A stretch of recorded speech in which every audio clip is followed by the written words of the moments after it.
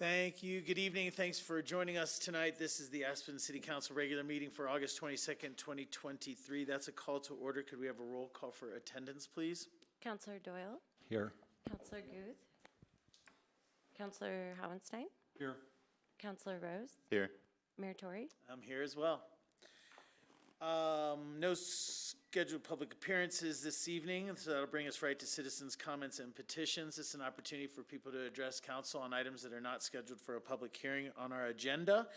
And we do ask that you keep your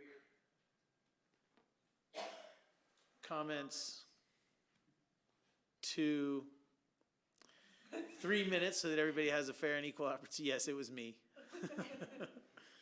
Are there any members of the public that wish to speak this evening? Hi, come on up. Hi, my name is Annie McBlain. Yeah, if you just have a seat for us, and then I think those mics are on, but if you reintroduce yourself for the record, that'd be great. Okay, my name is Annie McBlain, and I live in Centennial HOA. And I'm here because I want to address the systemic issue of not just Centennial HOA, but the Centennial Apartments as well. Sorry, I'm nervous. If you actually do an on-site tour of both the HOA and the apartments, you will see that the siding issue is systemic in both areas. And as much as Sam Brown has put diligence into those buildings, all he has ever done is replace sidings. He has never done anything to replace windows, doors, to upgrade the buildings to make them a little more green and environmentally friendly, because I don't think he could afford to. He's never done anything to address the roofs, and I feel like the new owners also speak to the issues because they don't even want to try and fix them. They would just like to rip them down and start from the ground up. So I just kind of would like to look at the problem not just at the HOA level, but for the entire complex there. And I have one other request.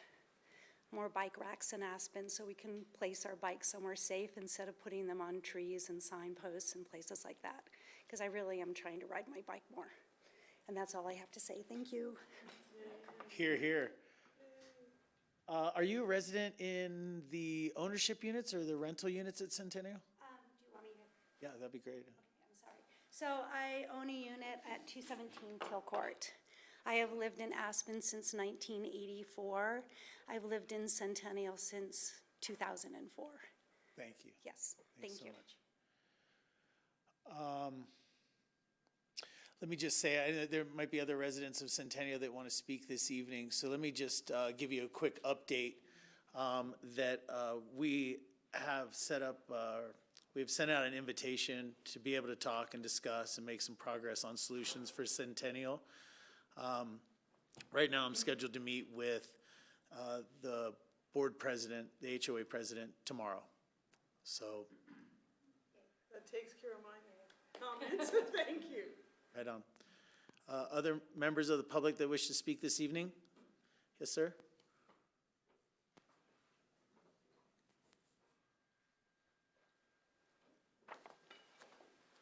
Hi, I'm David Scruggs, 212 West Hopkins. First of all, I want to continue to encourage you to work on having hybrid virtual meetings for the HPC and the PZ. I know you're working on it, but I want to remind you of it.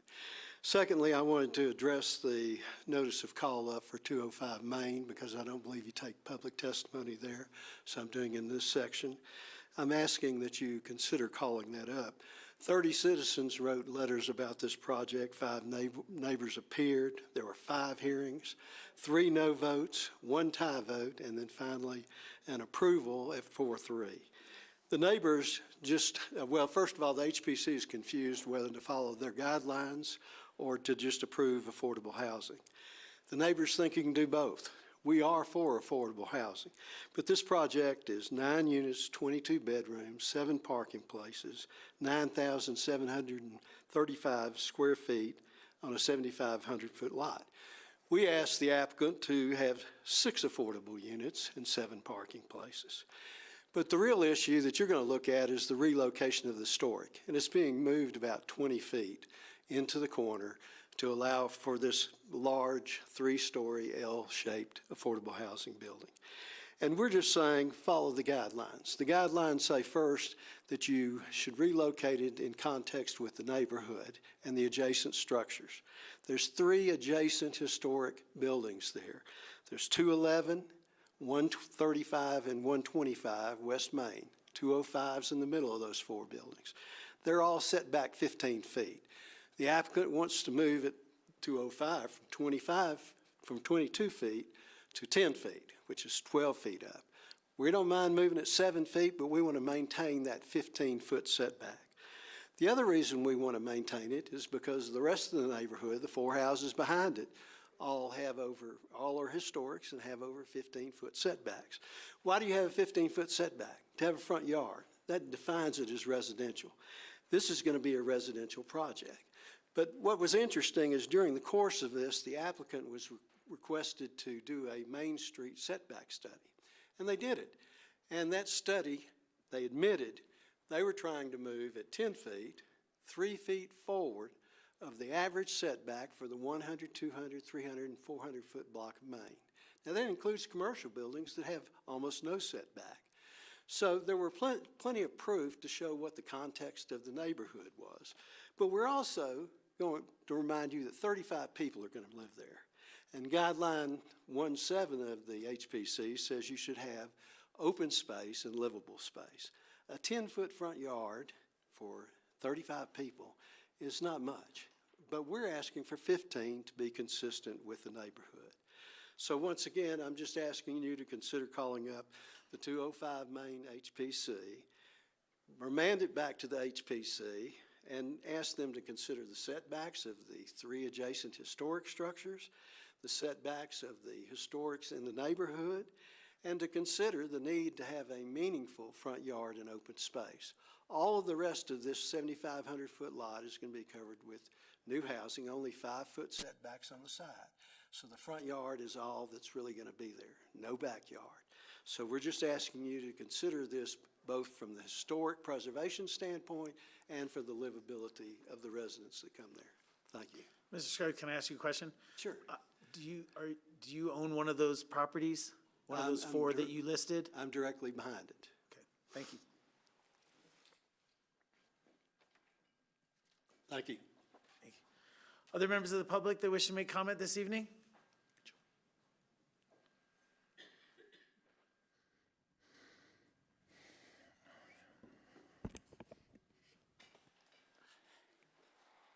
Good evening, and thank you for the opportunity to address council. I'm here to speak briefly about Resolution 116 and Resolution 122, which are in your packets under consent calendar. The funding for those items were passed, I believe, with the council that I was on, but the intent has been changed, and it is not getting the public hearing that perhaps it really deserves when you're talking about spending over $541,000 on the entrance to Aspen Castle Creek Bridge. The reason I'm bringing this up is because I've read through your agenda and I've read through the packets, and I think it's a flawed proposal in many aspects. First off, there's really no coordination between the vendor first, who is doing the parking issues and looking at mobility in town, and second, the vendor who is now looking at the entrance to Aspen and the potential replacement of the Castle Creek Bridge.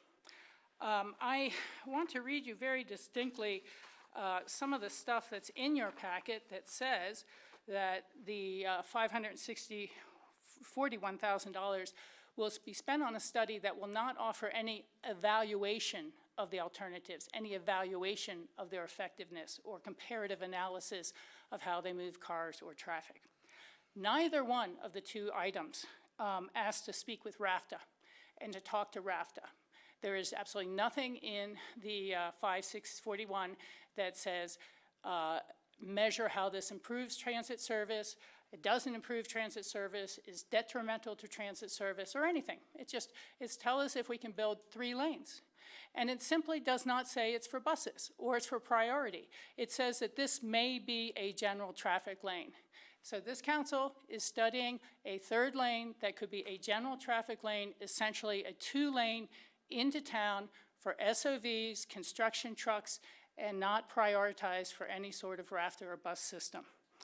I'm coming in here to show you, I've got more at home, but this was the turn restrictions analysis from 2008 of how to improve it. This is the mission statement of the EOTC, which was committed to by the city of Aspen in the past, and it says that alternatives that we all agree, Snowmass, Pitkin County, and Aspen, that improvements to State Highway 82 should be considered in the context of an overall comprehensive Upper Valley and Valley-wide transportation plan. Number 2, alternatives that encourage the use of mass transit shall have preference over all others. I really don't know how there'll be much coming out of this report if it's not doing any sort of O&D destination study. Where is our traffic problem coming from? Is it people living on Maroon and Castle? Is it the Airport Business Center? Is it Glenwood Springs? Is it our guest? Is it Red Mountain? We don't know, and we're not going to find out with this $541,000. There's also no,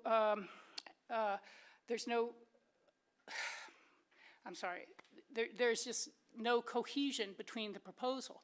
It is not going to have results for you to look at until June of 2024, and it does not have an evaluation of how effective the third lane would or wouldn't be.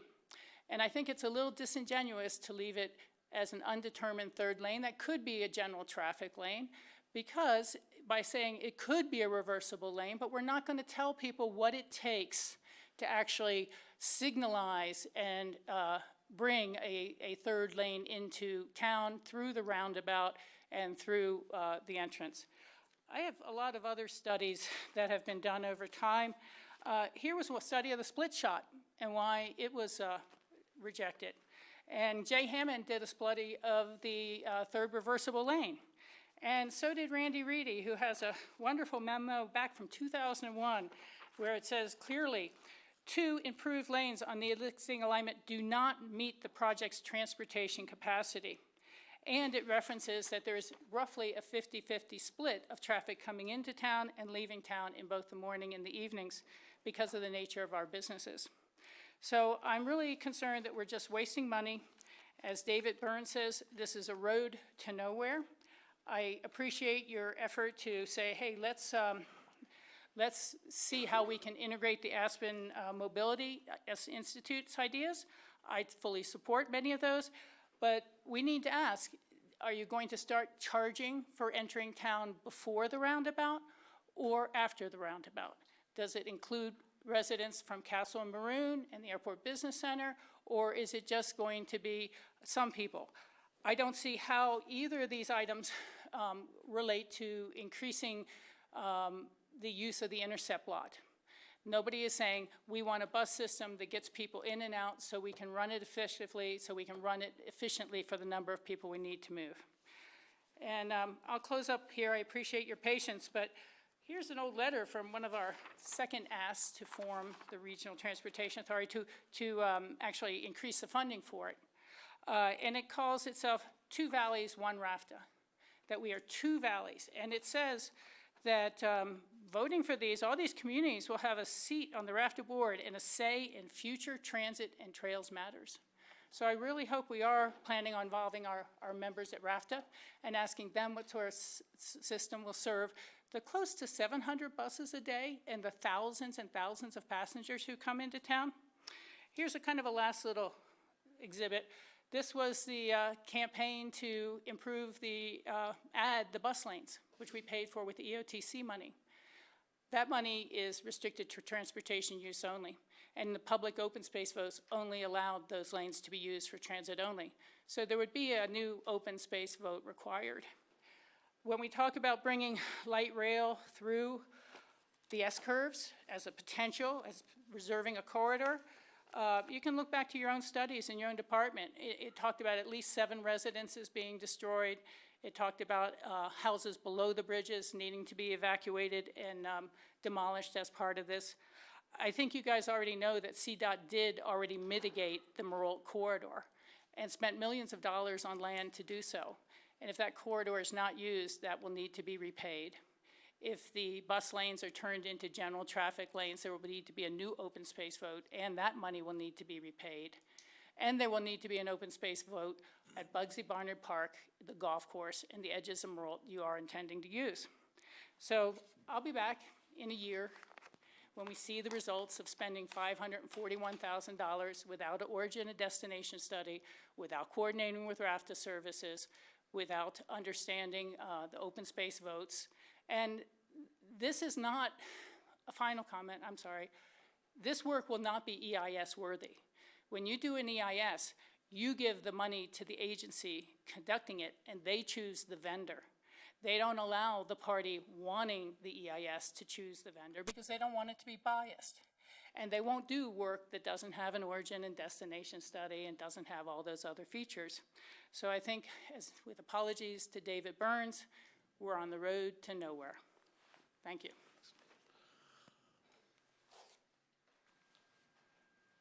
Other members of the public that wish to address council this evening? I'm going to look online. And in room. Again, public comment. All right, I'll bring it back to council table then. This will bring us down to special orders, council members and mayor's comments. Council members? John? Yeah, as I think everybody in this room is aware. As I think everybody in the room is aware, Lahaina, Maui has burned to the ground. And as somebody who's spent time there, Lahaina is very similar to Aspen in that now it's a tourist community, but it used to be the capital of the Hawaiian Kingdom and a center of the Pacific whaling industry, so it had a ton of history. And it also has only 2 roads in and out. In Canada right now, the entire capital of the Northwest Territories, Yellowknife, has been evacuated due to an encroaching fire that threatens to cut off its only access route. In British Columbia, a state of emergency has been declared. The Trans-Canada Highway is closed, which limits east-west traffic and basically keeps shipments from getting to Vancouver, which is Canada's largest port. Currently, Kelowna, which for anybody who's skied in Revelstoke, Kelowna is kind of the gateway to Revelstoke. Kelowna is also on fire, and it sits beside a lake that is a very big lake. The fire started on the other side of the lake, and embers were carried 1.5 miles across this lake to start the outskirts of Kelowna on fire. So far, in Canada this summer, 54,000 square miles have burned. That's equal to the state of New York. Officials in Hawaii knew for years, this is a quote, officials in Hawaii knew for years that wildfires were coming. Residents are now asking how they were so unprepared. This really hits home for me, and I just want to make sure that we are on the same page, trying to figure out how to mitigate wildfires, how to increase our evacuation routes, and how to have a more resilient backup energy plan should anything happen to our transmission lines. Thanks. Thanks, John. Sam? Thank you, Mayor. First comment I have, I was wondering, we got an update on Burlingame 3 bidding, and I wanted to bring attention to that for starters, but I also wanted to ask if there was an update on the right-sizing program and if any or how many have asked to right-size. One nibble. Just one? One. Okay. Disappointing, but hopefully more come at some point. And I did want to clarify from that information packet, the category 5, 3 bedrooms, I just wanted to be very clear that if we don't get the numbers we're looking for full occupancy of those 3 bedrooms, we are able to rescind those, it to be only category 5 and open it up to other categories potentially, so the bedrooms fill.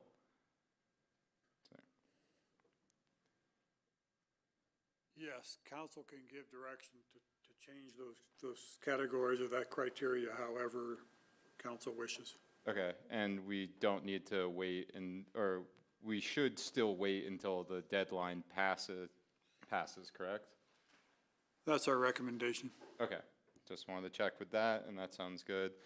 And then the last thing, you know, we talked about it the last couple times, the Main Street parking issue, and I was kind of wondering if council, we didn't want to have a work session on it, but I was wondering if any of the other council members were interested in having at least some work done to understand if there could be designated parking for some of the Main Street businesses off of Main Street on the side streets.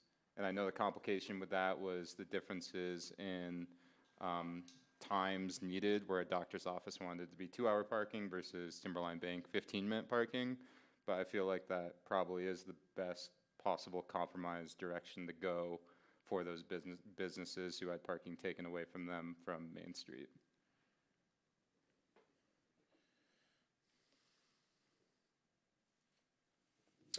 Yeah, he's asking a question of us.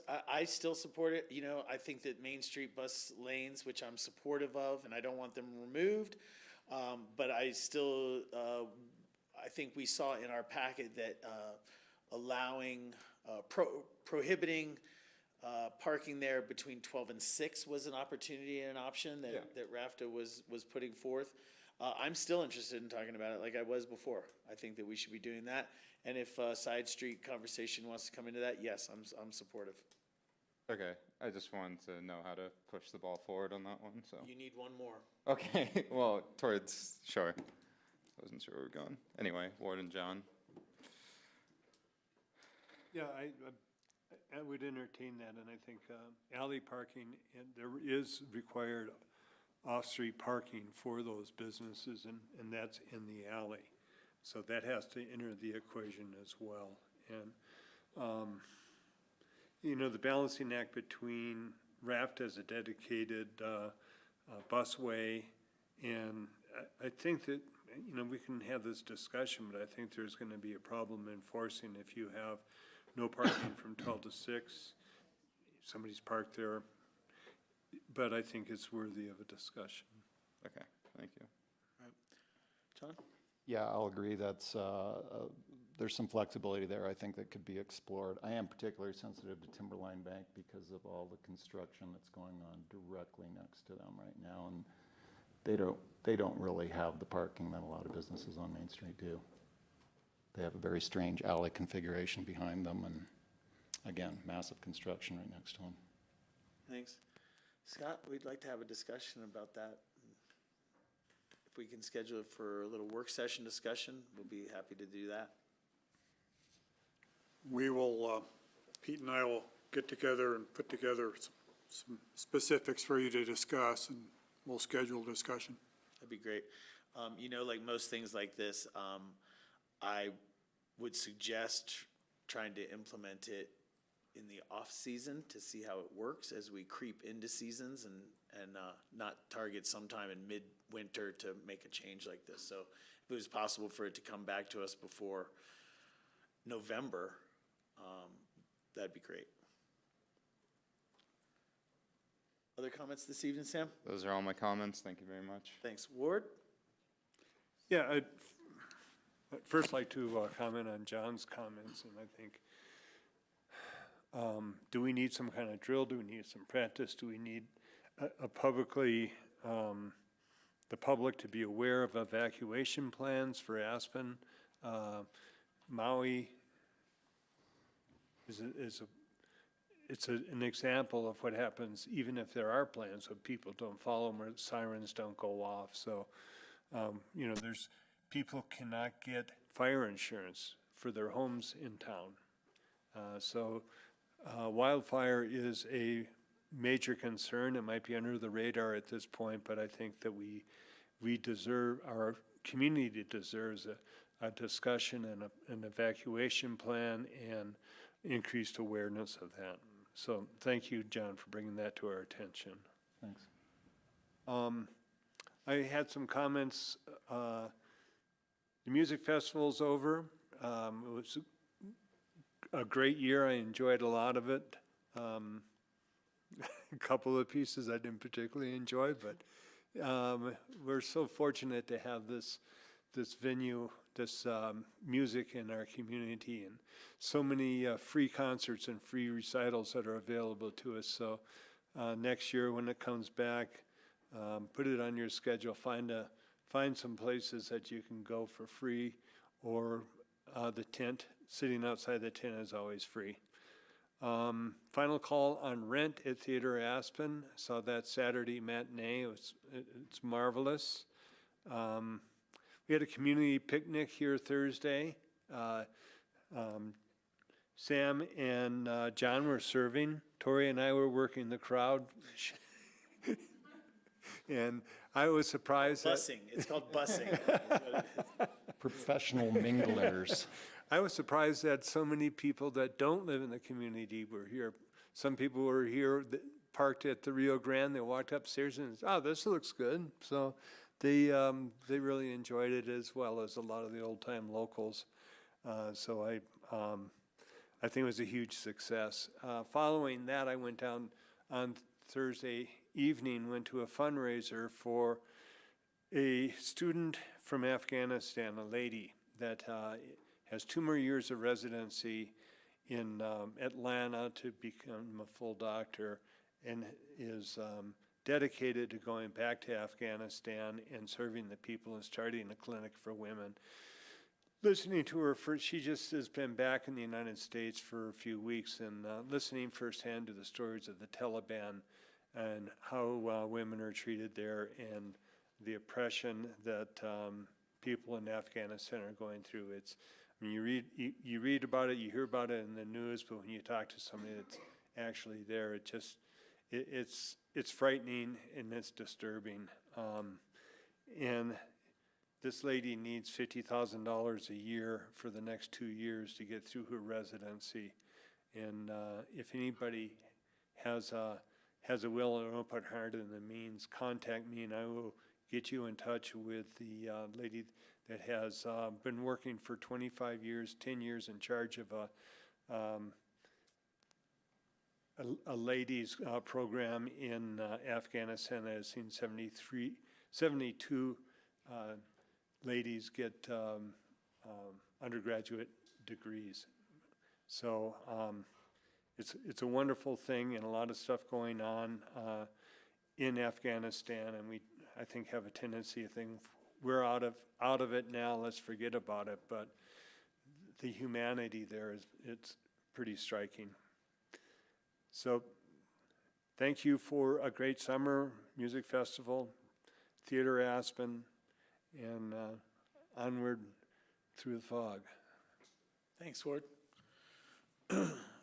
My comments will start this evening with just recognition of a community member that passed last week, Christy Keenest. The Keenest family, her extended family, are just an amazing part of Aspen. Just wanted to give my condolences and remembrances. I too wanted to mention the Aspen Music Festival in school as its final weekend. It was another great, successful season for them and everything they add to the Aspen atmosphere and our arts and culture. But as they are finishing their season, there is still a lot going on in Aspen. A couple of things just this week, as Ward was saying, Rent at Theater Aspen is all through this week. Dance Aspen is having a show this weekend, 2 shows, Friday and Saturday night at the Wheeler Opera House. Get out and support locals. And then, of course, something that shouldn't go unnoticed, there's a dog photo shoot at the Limelight on Wednesday. I don't know if you've seen the ads in the paper, but take your pooches over to the Limelight Wednesday 3 to 6 for a photo shoot. Kind of interesting. I wanted to make a note that we have some openings on our Community Grant Review Committee. You can go onto the City of Aspen's website and look for opportunities to volunteer in your community. This is a great one. Our Grant Review Committee does a lot of work for our community and distributes a lot of funds to the organizations that needs it. So it's a really great position, a little bit of work, but really rewarding at the end of the day. I also wanted to let people know that now is the time to put in your qualifying packets for new units offered at Burlingame 3. Over the next couple months, we have about 74 units that are open to the general public for APSHA housing. So now is your time to get into the housing lottery. Remember to submit your qualifying packet for new units at Burlingame. And you can do that online at APSHA. With that, that brings me down to one other item that I need to talk to council briefly about. I've spoken to some of you. We got a request from the Rezado Festival that is going to be here this weekend. As part of the Rezado Festival, which is the Latin X House Latin Festival, it's about policy and empowerment and community and culture. Well, they are having a community day this Sunday here in Rio Grande Park. Part of what they're going to be doing for this is offering free bus rides for people in our valley, or at least in RAFTA's service area. Working with RAFTA has gotten them the opportunity for a $2 one-way ticket to and from Aspen. We're anticipating, maybe 500 people take advantage of this, possibly more, but not so many. And we got a request from the Rezado Festival organizers wondering if the city council would be interested in supporting that community day, supporting the inclusivity of this event, and supporting free ridership for those attending the festival. So what I'm asking for tonight on behalf of the Rezado Festival is for council's support of, and we can make that up to a certain amount, but that we would cover out of our council contingency budget the free bus rides for participants at the community day here this Sunday in Rio Grande Park. I could, accept any kind of limitation there. I would probably start it at $2,000 at the minimum, and maybe say up to $4,000 or something like that. So I'm looking for council support for usage of council contingency funds for this cause. Ward? Is this free transportation just for people attending the festival? Correct, and they would actually get a ticket downloaded online, printed out, and they'll present it to RAFTA. RAFTA will do the accounting for us of how many tickets were redeemed. Yeah, I can't anticipate that being a lot. I would support it. Thank you very much. Sam? Yes, I support that. Thank you. Yes, I'll strongly support that. Thank you for that. Are you comfortable with $4,000 as a cap in case it's wildly successful? I just can't anticipate that we'll get to 4,000, but I don't want to cut it off. Okay. 4,000 as a cap sounds good to me. That works. All right. Well, we've got a motion for a little higher. I'm going to ask you guys to just support $5,000 then if it reaches that level. I don't think we need to form a motion. If council is supportive of that, it can just direct staff to move forward with Thank you. participation. I'm just looking at John and Sam. Do you mind just raising, your statement was 4,000. Do you mind just raising that to accommodate? Yeah, 5,000 is Great. fine. Thank you. I would request that we get a report back of how many people. Oh, we will. Yeah. Will be billed and reported. Thank you guys very much. That brings us to agenda amendments this evening. Wait a minute. Actually, before I do that, I wanted to make sure that the public is aware that we had a public comment email come in. This is from Chef Jeff Spiroff. He's also a Centennial resident. So I just wanted to make sure that it is noted that he did submit comments to us, again, asking us to meet with the HOA, or at least have discussions about solutions and possibilities. And as I said earlier, we have made that move, so I'll be speaking with Dios tomorrow afternoon. Thank you to Chef Jeff. That brings us to agenda amendments. I didn't see any this evening. City manager's comments? I have a brief comment along with the council members' discussion about the Maui wildfires. I've had some discussion with citizens about our water system and our water system's ability to fight a wildfire. And I want to make very clear, no municipal water system has the capacity to fight a wildfire. Our water system can provide water to fight several structural fires. But once it becomes a large-scale wildfire, we will not have the water to fight that. Sam, you can talk to the specifics about fighting a wildfire.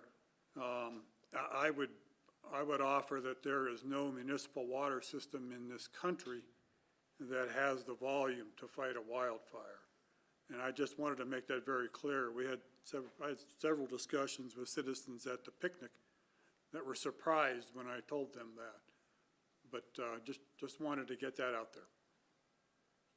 Thank you. Board reports this evening? I've got a few. Let's see. Start with Nordic Council, happened last week, not much to report there. Board of Health, you and I attended that. Slight uptick in COVID cases. They are masking up at the hospital currently. Other than that, no news is good news. Our Aspen meeting, you want to cover that one, Ward? Yeah, if you go ahead and cover it, and if there are areas that I noted that you didn't, I'll fill in. Okay, this has been reported in the papers, but over 700 bids have been made for the 74 Burlingame units, and there has only been one request about downsizing so far. It is early in the process. That's all I've got for APSHA. And then our core meeting, heat pump rebates are going pretty strong. There's a lot of interest from employee housing for energy savings. Also, I think they're installing a heat pump to help us keep the yellow brick stairs frost-free, snow-free. And the methane flights over Cold Basin are continuing. They happened 7th and the 8th. Most of the emissions are occurring at night. We also core won a $100,000 rural electrification prize, which we have to figure out how to spend. And that's all. I'll quickly add to the core board just that there's an event tomorrow called the Green Electric Showcase at CoA from 5 to 7:30, showing cutting-edge technology available to lower carbon emissions. And Thank you for that. Yeah, real quick, I just wanted to make a comment about what you said at APSHA meeting, 700 bids for 74 units. Right. That's a lot, and it just underscores how much attainable, affordable housing is needed in our valley, and we still have the conversation with some members of our community who are fighting against us providing community housing. Also trying to restrict it to only certain working individuals. For me, we're not moving fast enough. We have work to do. Aspen's done a great job in our housing program, but we still have work to do, and that just underscores it for me. Sam, other board reports? Yeah, I'll let you cover the other aspect, but the RAFTA board met, and one of the biggest things there was that they're working with the manager and new manager for Glenwood Springs to potentially build housing at Vogelar Park, 3 acres that the city owns close to downtown. That was in the Aspen Daily News as well on August 11th, but that was, I think, the biggest takeaway from that meeting. I think you're right. Yeah. So. Yeah, just to pick up on that, we also talked about some different budget issues and assumptions going forward. We did review our strategic summit takeaways and strategic initiatives for RAFTA. But yes, absolutely, the biggest discussion was that the city of Glenwood Springs is interested in a partnership that works on affordable housing. That'll dovetail for me. I'll just move right into Board of Health. No, I just have some, One second. Board of Health that John touched on as well. We talked a little bit about mental health access program, PFAS, those are forever plastics that are in our water, respiratory disease updates, along with the update about COVID and what we see in the near future for COVID. There actually is an increase and has been an increase in our area over the last couple weeks. But as it was also reported, they're looking at what this winter season and fall season is going to mean for those kinds of spread of infectious disease. So we are not out of the woods yet. I know nobody wants to hear that, but it is the truth. The thing that was most interesting is that we got back our Healthy Kids survey, which shows a survey from our own high school, as well as our regional high schools, and compared to state data. And it's talking about things like substance abuse, feelings of safety, security, and community support. The survey did not reflect well for the state of our kids, and I mean that really for that in-between age of 13 to 18, if you will. Our scores are reflective of the fact that Aspen does have access, maybe greater access than other places and areas, and that leads to greater usage of both drugs and drinking and like. Those can lead to other social ills. So working with that, we are committed at the Board of Health to tackling that as a priority issue, and the survey just gave us some of the insight to know where we need to target some of our energies. With that, Ward? Yeah, couple fill-ins on the APSHA. At our August 16th meeting, I brought up for future discussion the possibility of decreasing the number of work hours from 1,500 to 1,400 based on the type of jobs that people are filling in this community, to have a look at that. We also talked about the attitude of staff towards the clients of APSHA, that APSHA is there to serve and to have a friendly face. We had a APSHA retreat, and at our last meeting, we were supposed to get around to a draft of the work plan for the next year, but we had 2 appeal cases that occupied all of our time. So that points out that there is an appeals process for people that feel that they have been treated poorly or the regulations are misapplied. So remind people of that appeal process. We did have 700 bids for 74 units, but to add a little bit of context to that, people can bid for multiple units. There are, I think, 182 qualified parties bidding for the 74 units, which is still substantial. And Sam correctly identified perhaps a misalignment on Category 5 3-bedrooms, where if you're in a Category 5, your chances are really good at getting a Burlingame because they're maybe 2 to 1, 2 people applying for each vacancy. So I think we need to look perhaps before the end of the last bid process at reallocating some of those Category 5s to a lower category where there's a greater need. So that I thought was really interesting. Thank you, Sam, for bringing that to our attention, that the Category 5s are not as much in demand as we had anticipated here at the council table. We did have a public hearing on an appeal to the Singer case that's in the process of being resolved, and we also had discussions about settlement of the Highlands Village and MAA case. Those are still under negotiation, and hopefully they will be resolved to the better of all parties. We had a CCLC meeting where PJ and staff presented Street Smart bicycle safety and awareness pedestrian and bicycle safety in the community.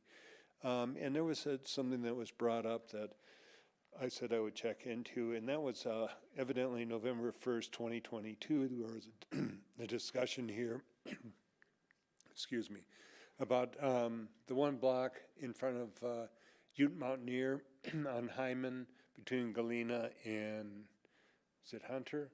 The next street over, about returning that as a two-way street to reduce the flow of traffic in front of Paradise Bakery. And a couple of people there said that the majority of council had expressed the desire to have Hyman and Galena, that one block turned into a two-way. So I'd like to get a review of those minutes from November 1st meeting to see if indeed, because it's still one way, and if indeed that it was expressed desire of the council majority to change that into a two-way. CCLC was very appreciative of the work in trying to figure out ways that they can get the pedestrian and bicycle information disseminated to our visitors. And one idea was that to be handed out at the lodges, which I don't think it is now, at the concierge desk, the Street Smart program. And yesterday, Tori, do you want to cover the CAST subcommittee meeting, or? Sure. Okay, I'll bow out at that point and let Tori cover the CAST. All right. Thanks for that. I heard he's asking for a clarification on a meeting that we had regarding that one block between Galena and Hunter. I was advocating for the two-way, so my recollection is that there were not three. But if you don't mind clarifying that and making a check on that, that'd be great. We'll pull up the minutes, and that's not my recollection either. Yeah. I mean, I remember it. It was when I was on council, you brought it up. It was like May or April, and I think I was the only one to second that with you, and then it died. I think so. That's my recollection too, but there were people at the CCLC, so if we could just check those minutes, I'd appreciate it. Will do. And then I also wanted to comment, Ward, I want to thank you very much for your service at APSHA right now, and I want to thank you very much for bringing up the conversation about the hours requirement.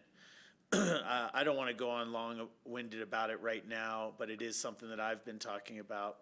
I know no less than 4 or 5 people right now that are struggling with some of the requirements. And this isn't about working in Aspen full-time or being a part of our community, which all these people are. The struggle that some of them face is that, jobs like ski instructors, sometimes you get a shift and it's 6 hours of credited work hours for a ski instructor. We have students that are trying to go to school, and that takes their time and doesn't allow them to necessarily work full-time like they might want to. We have other jobs, whether it's bars and restaurants, service industry, all over, and seasonal jobs. You add in the seasonality of our jobs. So many people have natural breaks between one job and another because of the seasonal nature and our downtime. Businesses don't try to carry their employees through the off-season if they don't have to. So we have a lot of people that are struggling with it, not because they don't work a lot, but they don't have the opportunity to work a whole bunch. But they are still vital parts of our community and who we are. So I thank you for bringing that up. I think it's going to have further discussion at APSHA, so it'll be back. Tori, if I may, I think it would be useful for the city council to have some informal time to discuss what our joint goals are for APSHA, instead of me going in and John going in and just reacting, that we can bring something proactive or something that the council as a whole agrees upon in a direction that we want to go with APSHA. Let's make a notation that let's use our next council update time to have a conversation around that. That'd be great. Scott, I don't know if you want to make a notation that I don't know if that needs to be listed under our work session agenda or not, but if we're planning on it, maybe it should be, so. Thank you for that. Ward left off with our, oh yes, so CAS is the Colorado Association of Ski Towns. Within CAS, there is a housing task force. We meet once a month. This month, we actually met twice because there's some different legislative movement going on. What we're talking about at this task force right now are funding opportunities. So there are many communities that are not availed to a real estate transfer tax. That is probably a priority number one for most communities, whether it's municipalities or counties or even regional planning, is the ability to ask the voters to approve a real estate transfer tax. That is one area where this task force is working together to support that at a state level, because that is a state legislative change that would be necessary. Other than that, we talked about things like a vacancy tax, just the ins and outs and how it would work. What are some of the pitfalls? What are some of the challenges? And what are some of the benefits of doing things like that? So it was really an opportunity for different mountain communities to talk about funding opportunities and strategies. There also, we were talking about the legislative order that came out of the governor's office.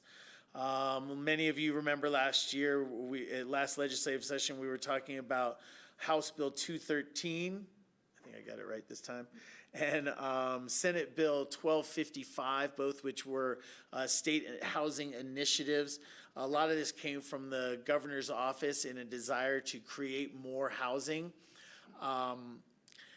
So we were shared with us was executive order out of the governor's office that kind of outlines what his program plan and ideas are for this. He has a couple of mandates about how to get this started. What we saw from Aspen's perspective, as well as other mountain communities, is that a lot of the initiatives don't really fit with some of the land use planning that we have done here, that we continue to do. That includes some of our growth measures to make sure that we get positive community growth. Ward and I have both been attending these housing task force meetings just because they're just so fascinating on such an intense issue. So we'll continue working on these. We try to put in as much input as we can from Aspen. What I saw, and you might agree or not, but a lot of it misses us by a little bit. For example, the real estate transfer tax discussion, we do have that going on. So some of the discussions are definitely people looking at Aspen saying, we would like to work on a path similar to what Aspen has forged ahead. And as a matter of fact, Eric Heil from Avon, who coordinates most of the meeting and chairs the meetings, loves to say, when a new idea comes up, he says, well, let's tell Aspen, hopefully they'll try it and they can test the waters for the rest of us. That seems to be the way that a lot of communities have gotten somewhere. Yeah, we can pay the legal battle. That is exactly what he said, as a matter of fact. Thank you for that, Ward. Other board reports. All right, let's move forward. That'll bring us down to the next part of our agenda, which brings us to the consent calendar. And before I ask others for items that they would like pulled, I'm going to go ahead and start because there's a bunch of them.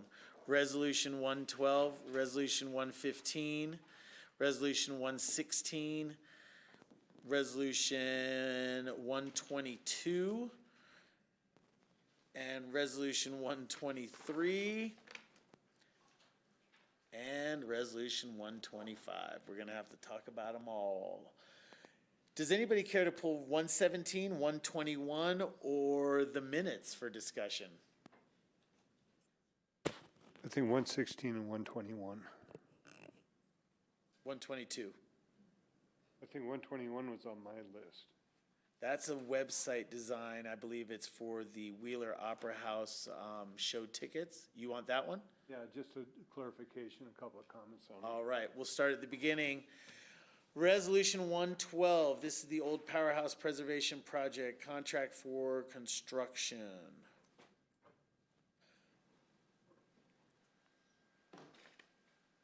This also slightly dovetails with 125, the Acra extension agreement, in the timing of everything, as they are the current tenant at the old Powerhouse. Thanks for joining us tonight. I really just wanted a little bit of discussion around this. We are, if the public does or doesn't know, the Powerhouse, which used to be the old art museum down by the river, is now being used for city offices upstairs and Acra offices and visitor center downstairs. There are plans in the works for the renovation of the Armory building, which in turn would house some, if not all, of the Acra needs that are at the Powerhouse. And so we are looking to move out of the Powerhouse to do some work on it in order to move to the Armory, in order to move out of the Armory to work on the Armory and get it all going. A big goal here has been the Armory building. So when I was looking at this and talking to Scott Miller earlier about it, I just wanted to know that we were on the right path for this. The work that needs to be done on this is $3.5 million plus. And my concern earlier was that we were doing a major renovation down there when what we really want to do is speed up the timeline for the Armory. Scott's response to me was that this is more than just a cleanup. This is a lot of work on a historic building that is going to set this building right for the next 50 plus years if we do it well. When he explained that to me, I understood this is probably not something we want to put a Band-Aid on and wait 3 years and then go back and do it again. With that, I just wanted you to talk to the project a little bit. Sure, yeah, so just a little history on this. Back in 2016, that's kind of exactly what we did. We put a Band-Aid on it and waited until we'd finished this facility. So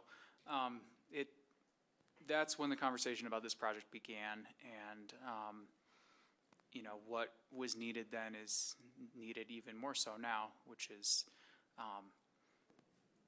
restoring all of the historic brick, all new mechanical systems. The building is due for a pretty major refresh in general. The sewer line is failing. Electrical is not sized appropriately if we want to go to a more electric route. The building in general is just quite inefficient at the moment, and we can really address a lot of those things and make it a far more functional building for city offices or other uses should the direction change. And I appreciated that in the memo that you made sure to mention again that you heard council's interest in making it a flexible space as we move forward. Flexible is probably the wrong word there, but it could be converted to a public access and usage if that was something that we could get done in the future. Do any other council members have questions on resolution number 112? All right. Rob, did you want to share anything else, or all good? All right. Thank you, guys. I appreciate you stepping up for that. Next would be resolution number 115, IT data center cooling project contract for construction. We can just stay right here.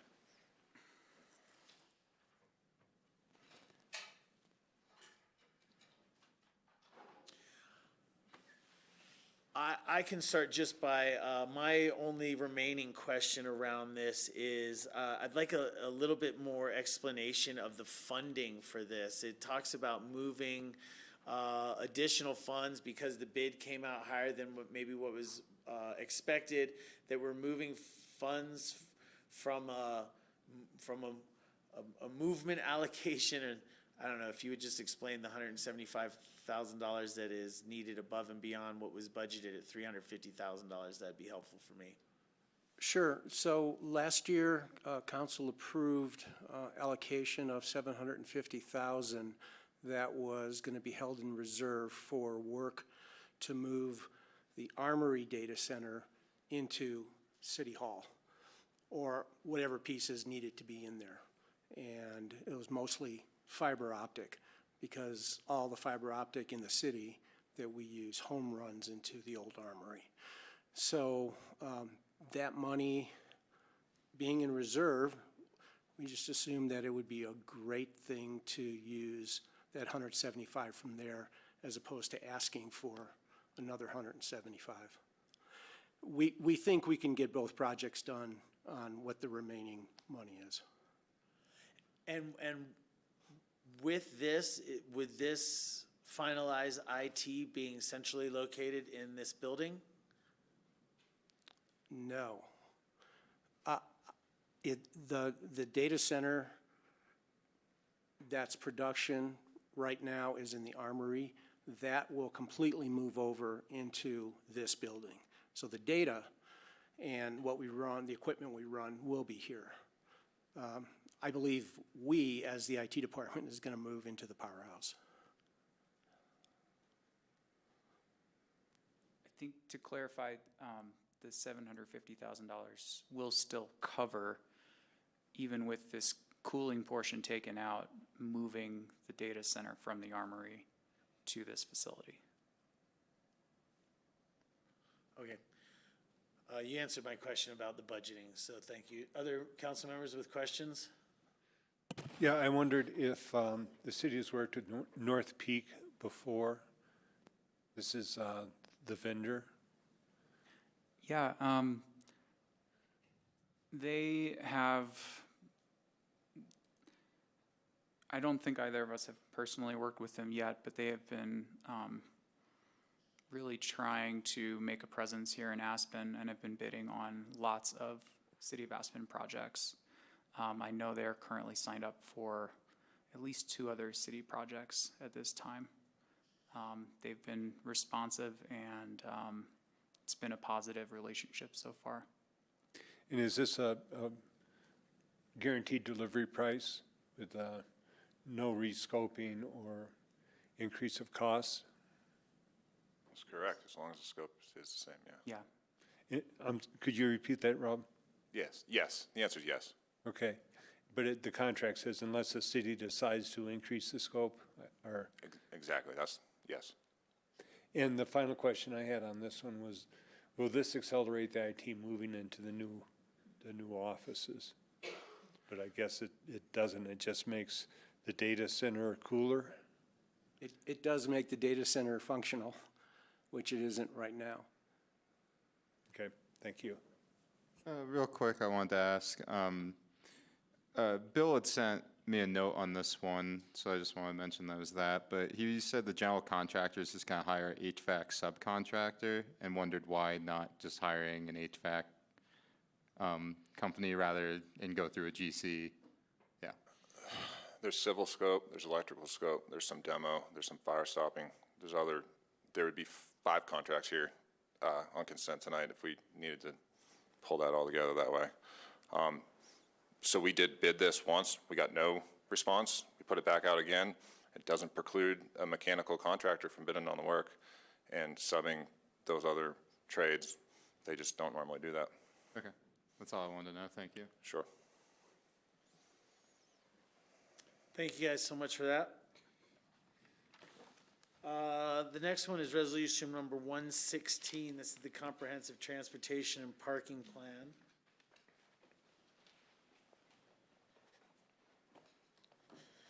Hi. Howdy. I was looking at the scope of this and just wondering what we're going to be learning, what we're going to be getting, and I just didn't. I just had questions around it. You know, is this appropriate right now? Comprehensive transportation and parking plan. We are also commissioning another transit study valley-wide. We are doing another entrance to Aspen discussion with Jacobs. Is this appropriate timing for this expenditure of $250,000 for the information that we might get from here? Okay, I'm going to step back a bit, and this is really critical to council's transportation number one goal. If you recall, Jen and I presented several of those goals that relate around the things that are going to come out of this. What's different about this study is this is really the holistic approach that hasn't been done before between parking and transportation that really looks at traffic demand management in a programmatic way that hasn't been done before. And so what that does is like what you did with the transit plan. It develops an actionable plan that over the next 5 to 10 years, it really dives into council goals. And it's important to know for the transit side of things, almost everything was implemented within that plan that we did. And the goal is the same for the parking department. What you're really getting out of this is this looks at parking through a vehicle traffic reduction, traffic demand management. And so you're managing parking to achieve the goal of reduction in congestion and using that as a traffic demand measure. Things that you'll get out of this are technologies. What are the best technologies for Aspen? Sensors, cameras, all that's going to come into play, and how to manage that with the workload. And what comes along with that is a really complete data set that doesn't give you anecdotal evidence. What it does is gives you what's really going on in the core with numbers. How is that really looking? What are we enforcing? What are the uses in the downtown core? You know, I can pick up 1,000 examples for you, Tori, exactly of what, Mayor Tori, of like the 15-minute loading zone. Like, how is that supposed to be used? We get a lot of requests from the thrift store all the way to residences. We need that 15.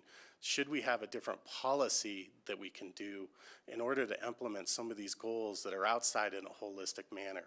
We've tried to do this little pieces and bits in the past with permits, and we think giving you a whole picture with data will allow you, along with all the mobility and piece, to give you a holistic picture of that. You know, what are the best practices in other cities?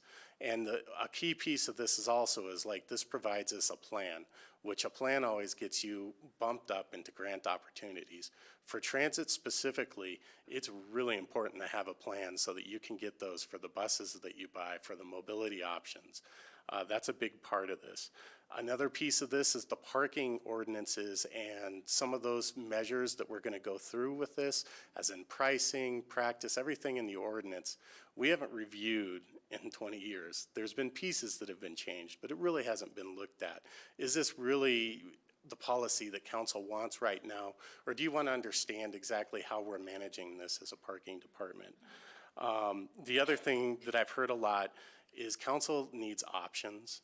And like, what do we do? Like, what are the options? As you can see, even the Main Street bus lane is a very difficult and complicated manner.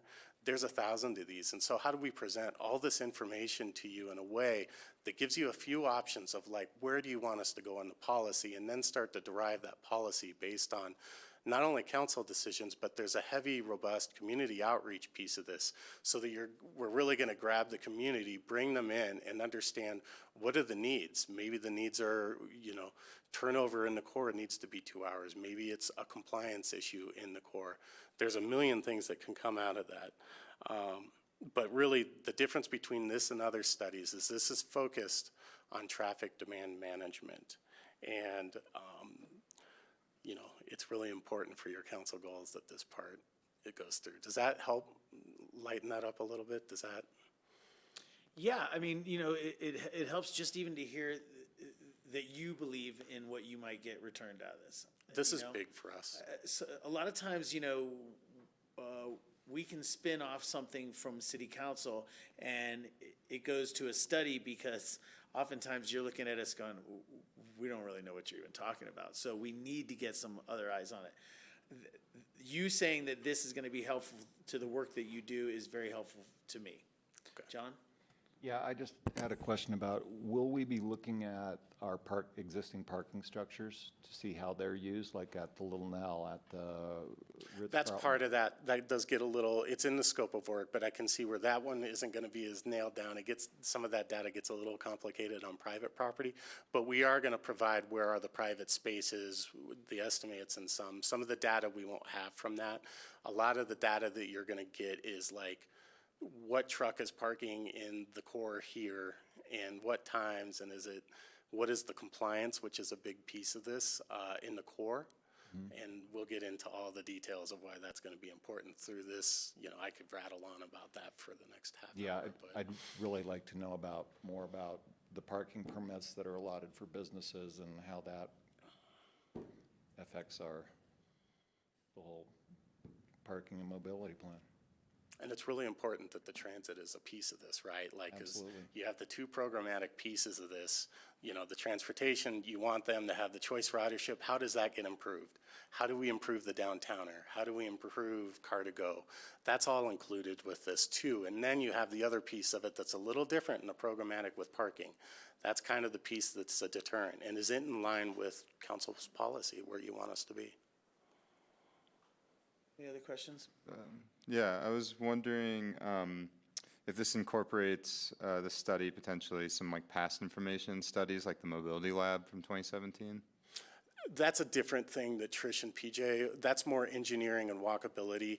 There's a connective piece with pedestrians, that's a small piece of this, but that's really a different thing. This is the programmatic piece of curb management. So the way that we manage. So the way that this would look at it, you're all gonna make a decision on whether or not it's whatever Galena looks like. So you're gonna have parallel parking with widened socks. It's whatever you do with that. We take that information and then input it into a programmatic approach to parking. Does that make sense? They're two different things. I thought this was parking and transportation. This is transportation, but like in the way that Galena functions, like if you're, you better describe exactly. Ask again, maybe I'm not. You know, it says in here, at one point, it says that it looks at parking in relationship to VMT. Yeah. So the answer is yes, it's integrated, but it is a little outside the scope. Okay. VMTs are different. VMTs are going to be the traffic study that Jen and I come back with you. And so a lot of the things Rachel discussed tonight, that's where that comes into. This is traffic demand management. This is the pieces that are the pieces that really provide the people to reduce those VMTs. The measurable pieces come through the traffic studies. So if you're looking at VMT or, like Bill said, congestion, that's where the traffic piece of this. We're not taking the data from the do you see the difference that I'm talking I do. I just remember reading in the packet, I wrote down a quote of could lead to ride sharing and congestion toll implementation. So that is part of what councils wanted us to look at, specifically when it came to the, you know, that's two projects. There's one that's IMS, but when it comes to congestion tolling and things like that, that is a TDM that comes more, we'll look at it and we'll present you some options through this. That's a big discussion if we go down that road. The only reason why I bring it up is because I felt like when I read this packet, those were the only like could lead to statement, and then everything else was vague as far as like you got to do the study and then you'll find out what's going to come. But Well, some of that is to provide you with the options and the direction you want to go. We do that on purpose so that we don't lock it in on a vision that we have without going through a council process that provides you the options. So we purposefully do that so that we're not driving into a decision before we've had a discussion with you of what it looks like. So we present you several different ideas and options. Do you want us to go down that path with that policy? No, and that's what I was hoping that this would lead to, but I was just making sure that the solutions weren't pre-baked and that, yeah. We're trying to avoid the pre-baked based on your comments in the past. Okay. And the last thing, just because I've brought it up a couple times and Tori brought it up last time for me, was I was wondering if this includes potentially the softening of Main and 7th Street corner by Hickory House. That is with your next discussion point on 122. The other one, okay. So these all interrelate. You all know this all interrelates, and you just got to break it out in different pieces. And then as staff, we formulate it into a process once we get council direction. Okay. Thank you for being so encouraging. Okay, well, it is a good one. Ward? Yeah, I had a couple of notes here. Like you just said, Pete, this is a lot of pieces of the jigsaw puzzle to go together to get a full picture of what we need. The nexus of this parking and transportation seems to be more of a parking study than transportation. More emphasis on that. I'm wondering how this ties in, and I know the Castle Creek Bridge is another item that we're going to be talking about, but does this take into consideration population growth in the valley, in Aspen, and also job creation and needs as the environment changes for people, some people being able to work remotely, but in a hospitality and vacation destination, there are a lot of service jobs that require people in town, but just job creation, job needs, valley population growth, and Aspen population growth. This does have a small element that looks at workload and workforce changes. When you're looking at valley-wide changes, and what you're really just trying to get at there is what is the impact on the population and all that. That's got to be really done when Jen and I present to you in January. That's really got to be a piece of that, and that really has to almost include RAFTA and EOTC in that process to get a full picture of what you're asking for and how to piece that together of how does that population, what are, anything that if you go down the road of some of these ideas, like, because you brought up congestion tolling specifically, that is a bigger discussion that you're talking about right there. What is the impact on workforce? What is the impact on equity? And so that becomes, once you get to these points with these two studies and your number one goal is transportation. That is going to be a piece of this in some form or another. And then once you break out some of these pieces that are pretty heavy hitting, like that one, it becomes its own world of like, what is the impact and what is the population on that? Does that answer that? Yeah, I think the population of Aspen has remained pretty static for a long time. But if you look at Mid-Valley and Down Valley, population growth is a lot more. And, the changing climate of how many jobs need to be filled in Aspen, and if more people are going to be coming into town every day to supply those jobs because fewer people are living up valley, just to make that part of our jigsaw puzzle. And I appreciate that meets the goal of reducing vehicle miles traveled. I think that I personally want to see fewer vehicles in town, and I think it's people circulating in town looking for parking spaces, and part of the parking rate structure changes were to discourage people from coming in town and parking all day long, and that was part of the Aspen Institute Upper Valley Mobility Study, and the congestion pricing is as well. But and you mentioned one thing that I had highlighted, the equity of the parking. It can't be so expensive that only people of means can afford to park in town. You've got to be able to supply parking at a reasonable price, or, as John mentions, that there's some really I think there's some abuses of the lodges and the parking permits and the on-street parking and underutilized parking at the St. Regis particularly, and how all of that can be brought in, and I hope you're going to look at all of that.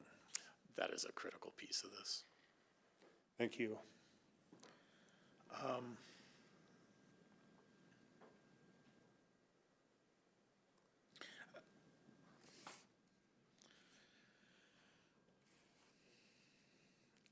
I guess the only comment I have here is that the timing of this says something about finalization spring/summer of 2024. If it's possible that it could be spring, that'd be best, because then we could maybe implement or start working on some of these ideas moving into the summer.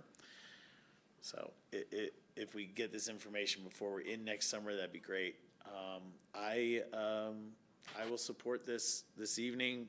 I'm just skeptical that it returns really information that's going to be helpful for us, but I support you. So if you think this is going to be helpful in what you do for us every day, then I support it. This is going to be good. You're going to like it. All right, I appreciate that from you. Thanks. Are you talking about the contract? Are you going to be 122? Come on in, Jen. So we'll skip. We'll jump to 122 since you're already at the table. This is the contract with Jacobs for the Castle Creek Bridge project. So for me,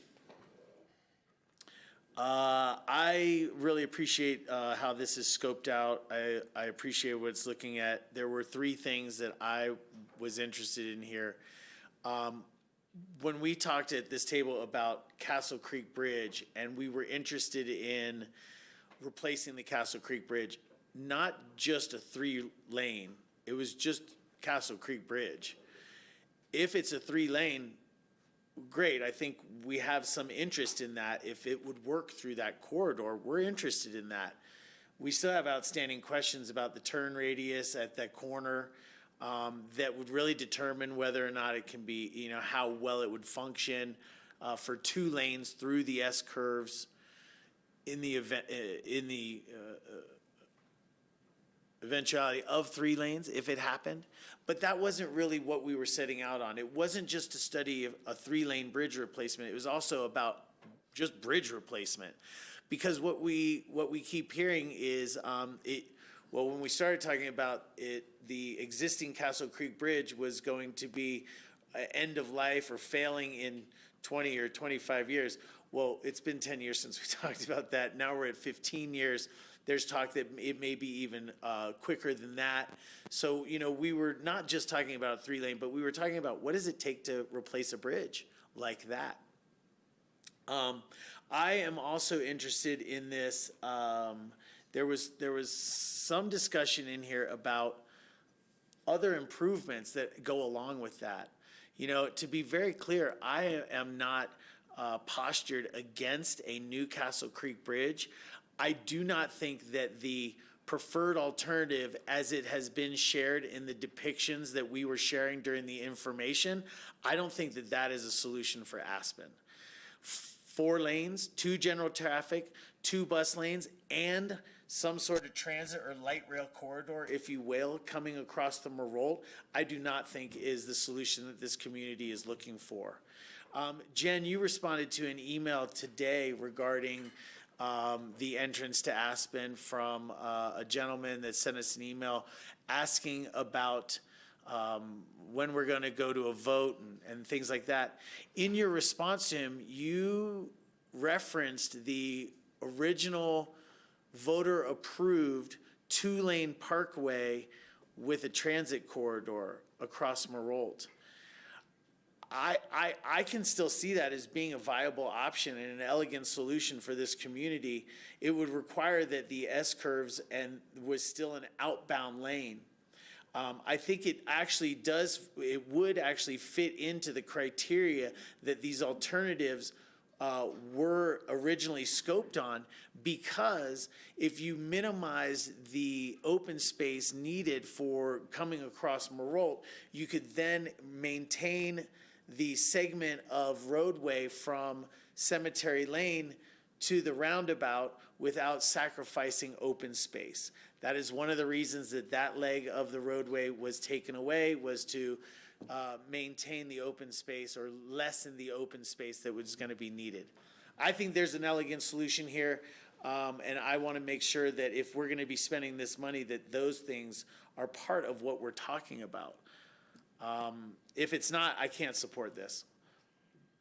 Let me go to your first question. So the replacement of the existing bridge, the scope has provide rough estimates of process schedule and cost for replacement of the existing bridge configuration. It also has the same estimates for process schedule cost for a high impact low duration approach, which would be accelerated bridge construction. And then also rough estimates, process schedule, and costs for a 3-lane bridge construction. So it's looking at all 3 Great. of those. And then So it does look S-curves. at S-curves. It looks at modifications of what happens if you go down a modification of the EIS. So what you're alluding to there is a modification of the EIS. So it's going to review that piece so that you understand what the impacts are doing, what the possibilities are. That's important to know before you go down that road. And we're missing one other piece, but I can't remember. Can you remind us of your other question? No, that was actually my two main concerns here. It was other roadway improvements, change to the EIS if that's what it is. A modification to the EIS is what I would say mine is. But again, what I'm actually talking about, again, it was just nice to see Jen alluding to it in her email. A 2-lane parkway, if we were to, traditionally it's called the split shot. And if we were to do the split shot, it's much less impactful on building a new bridge and the rural open space. It could actually meet at the end of Main Street without necessitating a traffic light at 7th and Main, which I don't think a lot of people know that when we talk about this, that's part of the preferred alternative as it's called. So I think that there is a solution that this community would stand behind together. And I just, the depiction that we went out with 4 lanes and the transit corridor and that I don't think is something that there is a majority consensus around. But I think that we have the opportunity to get there. And at the same time, concurrently, hey, we're gonna have to replace the existing bridge at some point anyhow. We're not taking it down, we're not letting it fall into disrepair, and we're not gonna turn it in just to a pedestrian walkway. So when we embarked on this, that's where I came from. I was like, look, we're gonna have to do this work on the existing Castle Creek Bridge anyway. But if we wanna get to something that this community can support, which is the original preferred alternative with a 2-lane parkway and the transit corridor anyway, I see possibilities, and I just wanna make sure that $500,000 is being spent on something that is going forward for this community and not just the same old answers that we've been getting. So you've answered my questions. 2 of the scope that I am interested in are supposed to be in this, so I can support it if that's what's in there. Sam, you have comments here? You asked a lot of the stuff I was going to ask, so the only thing I'll actually ask is when will this come back to us? When's it expected to? It's a 10-month contract. Yeah, it's a 10-month contract. I imagine that there's going to be a midpoint in there, but we have to dial in the schedule. I would guess February. Okay, that's extensive. Yeah, good. It does include meetings Sooner with city the better, council. But yeah, 10 months is not the end of the world. Thank you. Ward, did you have comments here? Could I defer to John, like John's comments? I do have some comments. Sure. John, do you want to? I look forward to seeing the results of the study. This is exciting. Thanks. Well, thanks. There you go, Ward. Just teed it right up for you, man. There you go. Yeah, Tori, you brought up some points that I don't agree on. I think that, first of all, a solution the community can come together on, I think that's kind of Pollyannish for our community. I want to find You work with me on this, man, and we can get it done. I've heard, and just to speak on that, the public input that we got on that's what I'm representing here. This is not about Tori's desires. I'll be very clear. This is not I am speaking from what I've heard from my community, and that's why I think it's possible, man. I think we can get there. Yeah, just limiting myself to Reso 122, without going into the right. into the wormhole. I support this. I want to know what's entailed if the accelerated bridge construction is possible. If that is to be a corridor, how many properties are going to have to be purchased to make the roadway big enough? We talked earlier about wildfire evacuation of Aspen. Does this have the capacity to get Aspen evacuated in a safe period of time? These are all questions that I want. I have an inclination of where I want to go with the entrance to Aspen, and this definitely ties to the entrance. It is the entrance to Aspen. But I don't want to make that judgment until I have all the data points, and I think this is going to give me a lot of the data points that I feel are necessary to make an informed decision. My preference is not to have to reopen the ROD and the environmental impact statement, And I believe the open space has already been mitigated. There's been a purchase, I can't remember the name of the property, it's up by the Intercept lot. Mills property, just before the Intercept lot. That's already been purchased to mitigate the open space. So, yeah, I support this. I look forward to seeing it. There were, I think in the contract, there's some tasks at the end, 1,500, 3,000. Is that for food, for presentations? It was.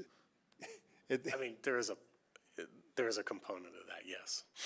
Yeah, I noticed all the tasks were, that seems reasonable. Then we got those tasks at the end for $3,000 for a rollout, and I hope you have some good food for that.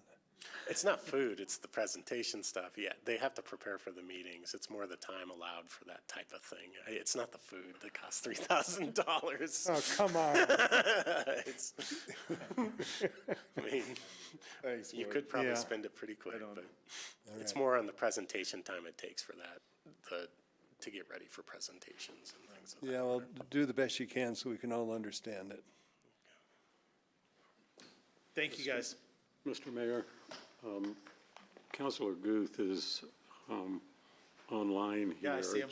The record should reflect, and the clerk should make a note that approximately 6:33, if not a little earlier, Councilor Guth joined the meeting. Understood. Thank you. Thanks, Jim, and sorry for my tardiness, everybody.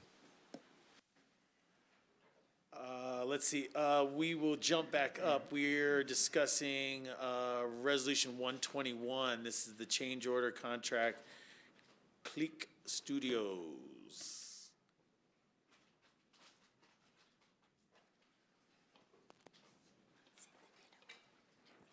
Good evening, Mayor, members of council. I'm Lisa Rigsby Peterson, the Executive Director of the Wheeler, joined by Nicole Levesque, our Marketing Manager. Hello. Yeah, I guess some clarity on 117 and 121 is that and I had some notes here, but I couldn't find it on, a question about was the ticketing and then increase the scope for building a website. Was that when the ticketing was contracted or that software was there no upfront knowledge that a website would have to be built, or were these supposed to be paired together from the beginning? So we did review about 7 different ticketing systems for this RFP. There's a range of services that those different systems can offer. We did have a sense that there could be a potential for further integration of a new ticketing system into our existing Wheeler website and or building a new separate Aspen Showtix website. The current platform that we use does have an integrated content management system that pushes out a website. It's fairly rudimentary, but improving the ticketing system has been a long-awaited process, and one we're very much looking forward to. We did have a sense that there was potential for building an Aspen Showtix website and the development of the new Wheeler Opera House website. We did kind of open those conversations with that vendor. We enjoyed working with them. They're very keen on being mindful of accessibility in the development of the website. They built a very robust, mobile-friendly website for us, which was appreciated. It's necessary for us to maintain the 2 separate websites, and I can answer any questions related to that if they come up. But as the project was budgeted, what we are looking at is increasing the scope of work, extending the contract with Clique Studios to build kind of the front-facing website for Aspen Showtix. The Spectrix ticketing system would be embedded within that, but we would be able to really kind of customize that and create a better user experience. They don't have a fully functional out-of-the-box website solution. They operate mostly with iframes, APIs, and things like that. So that's where we find ourselves. We certainly had vendors that may have been able to offer us both, but Spectrix is a leader in the performing arts world of ticketing, and they offer a lot of the solution capabilities that are desirable for the box office. Yeah, I feel like I'm walking on eggshells here with the experience of the old, a saying that I heard at a convention one time is the first 90% of a programming project goes pretty quickly. It's the second 90% that takes a while. And we've seen evidence of that with the home track, that, you know, it's just like a suckle for change orders and increase the scope. And I'm just looking for an end point on this, that it's not going to be like home track, that is one thing after another, after another, after another, and software licensing that was hidden until the end. And so that I'm looking at that these two projects paired together is going to be a finished product at a set price. Yeah, understood. Thank you for kind of clarifying your question. So, you know, the first part of the contract with Clique Studios was to launch the Wheeler website. We successfully completed that in April of this year. We're still continuing development of that, increasing accessibility, you know, adding features, developing that, but that's kind of all packed up and ready to go. So as we move into looking at the ticketing system and integrating that into its own website, why it's so desirable to go with this vendor at this time is they can meet the timeline that we're looking at that kind of pairs with the timeline that we have for implementation of the Spectrix system. So while it is an extension of the contract, it is really attached to a separate project that has its own timeline, and we're very confident that we can meet it within the scope of both Spectrix timeline and the building of the website. And they kind of pair up in a timeline that meets with the termination of our contract with our existing vendor. So we're very focused on staying on track with that. Yeah, I mean, the Wheeler Opera House is a gem. It's beautiful, and the exterior refurbishing was wonderful. But I don't want to see. We saw during the exterior that we had window painting change orders that were more than the original full project. And I don't want to see this coming back to us with another change order for $80,000. Or I'm just looking for a final on this without continuing change orders, increase the scopes, and suck hole for money. Yeah, well, I do not have a crystal ball, and I wish we all had one, right? I feel very confident that we'll work within the scope, within the budget. We may even find ourselves somewhat below it. I don't know. Once we kind of dig into it, you kind of talked about the 90% and the 90%. But we have a really dedicated team. We're working with project managers that we're familiar with. I have a good sense that we'll stay on budget, on time. Again, I can't predict the future, but I do feel like any add-ons or things that come down the road will kind of be included in some of our support packages. They wouldn't be large additional chunks to the budget. They'd be things that we would cover within our operating expenses. So these costs cover the support? They cover support through the implementation of the project, but they don't, ongoing support is a separate agreement. And that hasn't been entered into for? And actually, let me back up there. As far as the Spectrix ticketing system contract, full customer support, both from the client base and the patron, that's all included within the annual operating expense. Every website comes with its own hosting, maintenance, and to be safe, we include some total support package so that we do have the option to add additional accessibility features, you know, tweak any bugs that we find. So those are separate service agreements for the website portion, and we have those in place for the Wheeler website. Again, working with the same vendor, we're going to roll in service agreements to support the Aspen Showtix website as well, so we're kind of Yeah, that's the second 90% I'm concerned about. Yeah. So, thank you. I support this. I just want to, I don't want to be an open-ended change order process. Nor do we. Just a quick question. Did either of you get to read Steve Skilner's column in today's paper, Love Yes, Letter to the yes. Wheeler? Great. It was a love letter to the Wheeler. It was very nice to read that. Thanks. I approve this moving forward. Could you clarify for me? It talks about a change order for $60,000, but then at the bottom it says the project comes in at $60,000. is it a change order? Are we upping the contract by $60,000? And what was the original contract for? The original contract was for the development of the Wheeler Opera House website. That was budgeted and completed at $80,000. So this is an additional $60,000. So I guess, we've completed that first phase of the project, has been paid at 80, so. So the website is redesigned. This $60,000 is to integrate the ticketing into the website. This is to develop the AspenShowtix.com website. So when we talk about the original contract, that's the WheelerOperaHouse.com website. So we're looking at AspenShowtix.com that will integrate the new ticketing system of Spectrix into a separate website. And it might be helpful to explain that the original ticketing software capital project was budgeted, and because of the launch date of the new ticketing software package and because it's within what we've allocated for our operating expenses for the ticketing software, that we don't need to access the capital funds for the ticketing software. We need to access the funds to build the website for Aspen Showtix, which is integral to operating the ticketing system. So we had an existing contract with Clique Studios.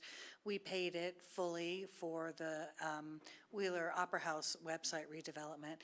This is a change order to a contract which simply adds a scope of developing an Aspen Showtix website now to support the new ticketing software. Sounds complicated. Yeah. And then, so it talks about 3 years. I'm jumping back and forth because they're kind of, but it talks about 3 years, $50,000 a year, basically. What's after 3 years? What happens after 3 years? Then we have an opportunity to look at, is the contract, are we priced in the right tier? Have we had any significant change, either up or down, in our volume of ticket sales? A lot of ticketing service agreements are based on your volume of sales. So this is priced based on our sales history to this point. That could, like I said, that could change up or down depending on our performance, or, a big chunk of Aspen Showtix revenue is based in off-site ticket sales. So events happening outside of the Wheeler. The contract does have a renewal option after the 3 years. We asked for a 3-year term because it gave us advantageous pricing over a 3-year period. They proposed a 1-year term, and given how complicated it is to engage new ticketing software and do the changeover, that wasn't interesting to us. We wanted to have a full 3-year contract where we knew what the expenses were going to be, and then there's the option to renew from there.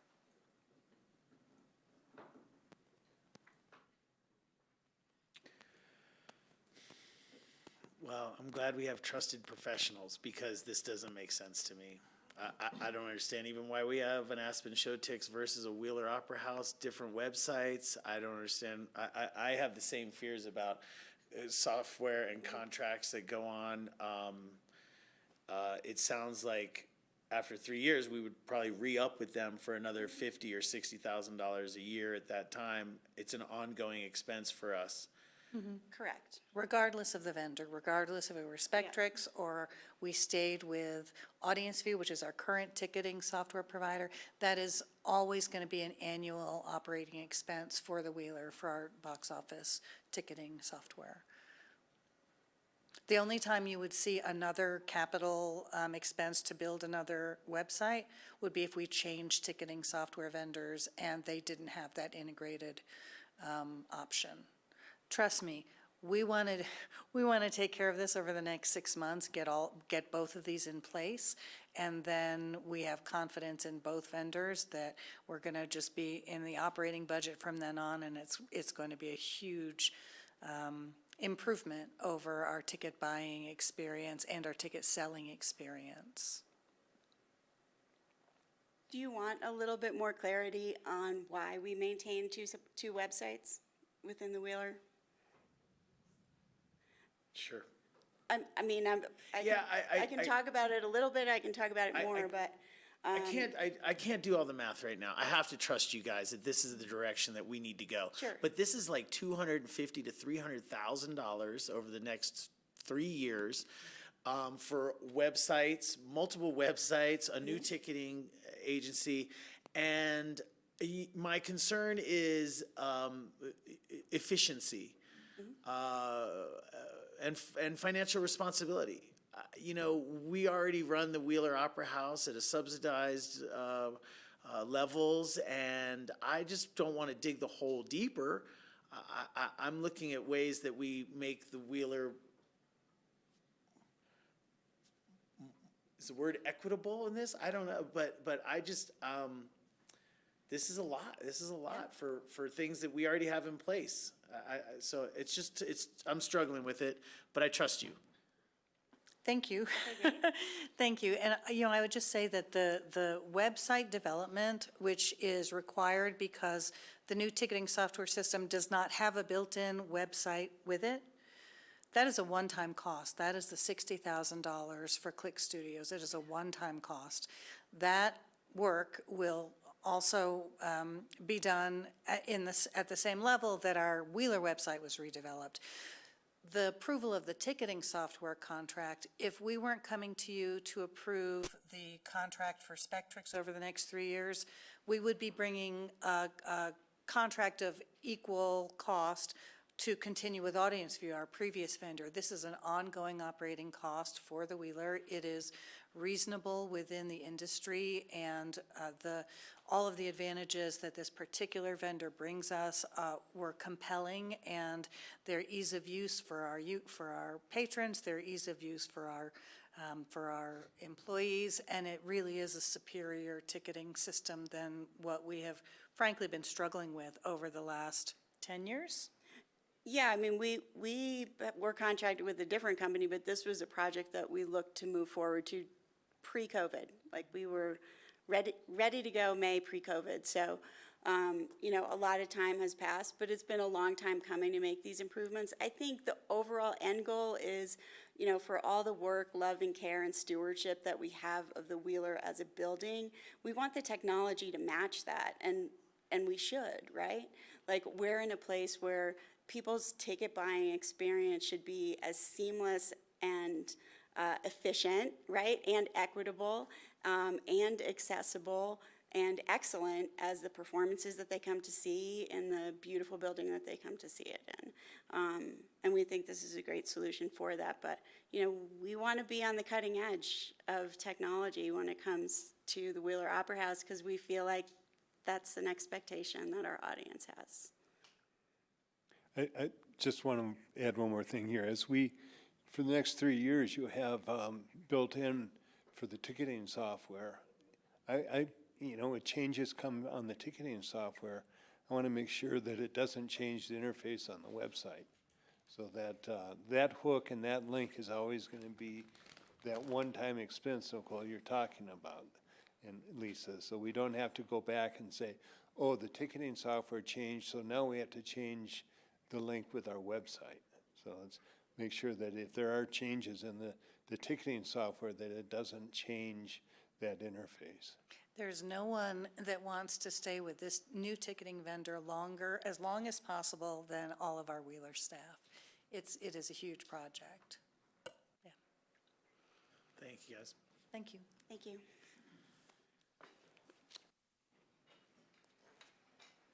The last one, actually, could be the last one. Number 123, I asked for this to be pulled because I wanted to revisit this for our viewing public and for people's understanding of what the city is doing to maintain its infrastructure. And sometimes that even takes us our own dollars when we're working on a state highway, so. Yeah, this winter was a pretty tough winter on our crews. They expended a tremendous amount of resources to try and maintain Main Street to a point where it was safe. At one point, we even had to close down a lane to do some repairs on Main Street. So we're at the point where we've exceeded what our crews can do at this point to maintain that street. So as a result, you know, we are working with CDOT, so they are providing some financial support in this to undertake this resurfacing project. The schedule has been updated after the council packet was published. The new schedule will have the project take place September 11th through the 22nd. Now, this essential maintenance is imperative for our traveling public because of the poor road conditions, including the potholes that have caused undue wear and tear on vehicles. During this project, we are encouraging residences and businesses to consider measures to minimize traffic impacts. So that's, we're talking about biking, using transit, working from home, staggered work hours during this time period. And again, this is 10 days where it's the biggest impact, the 11th through the 22nd. In summary, this will not only improve the roadway, but also lessen wear and tear on vehicles, reflecting the city's commitment to community safety. I do want to emphasize that this is not a one-time fix. This is going to be an ongoing commitment to the quality and safety of this roadway. As a result, we're looking to the community to embrace regular maintenance on Main Street. And working with our comms department, we'll be launching a Maintain on Main campaign, or Maintain Main on a campaign. This initiative will encourage shared responsibility, altered behaviors, and business participation in maintaining our road systems. Is there any other clarifying questions that you need regarding this contract? Yeah, where is the work going to take place, from where to where on Main Street? And can you describe in that 10 days, how are the closures going to impact people? Are you closing one lane each direction? Are you closing 2 lanes in one direction and then using 1 lane each way? September 11th is still somewhat busy. I mean, I anticipate us still having some afternoon traffic going out and morning traffic coming in. So can you just explain to people a little bit about what's that look like? Sure.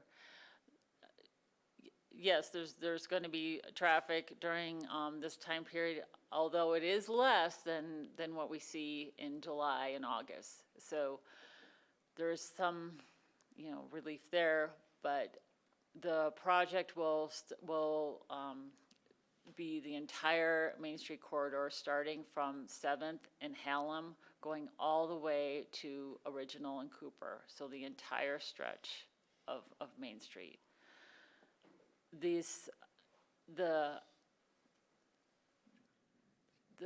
beginning part of it from 7th to 4th Street will require a detour on Hallam. So we will be having a detour during that time period to finish that section.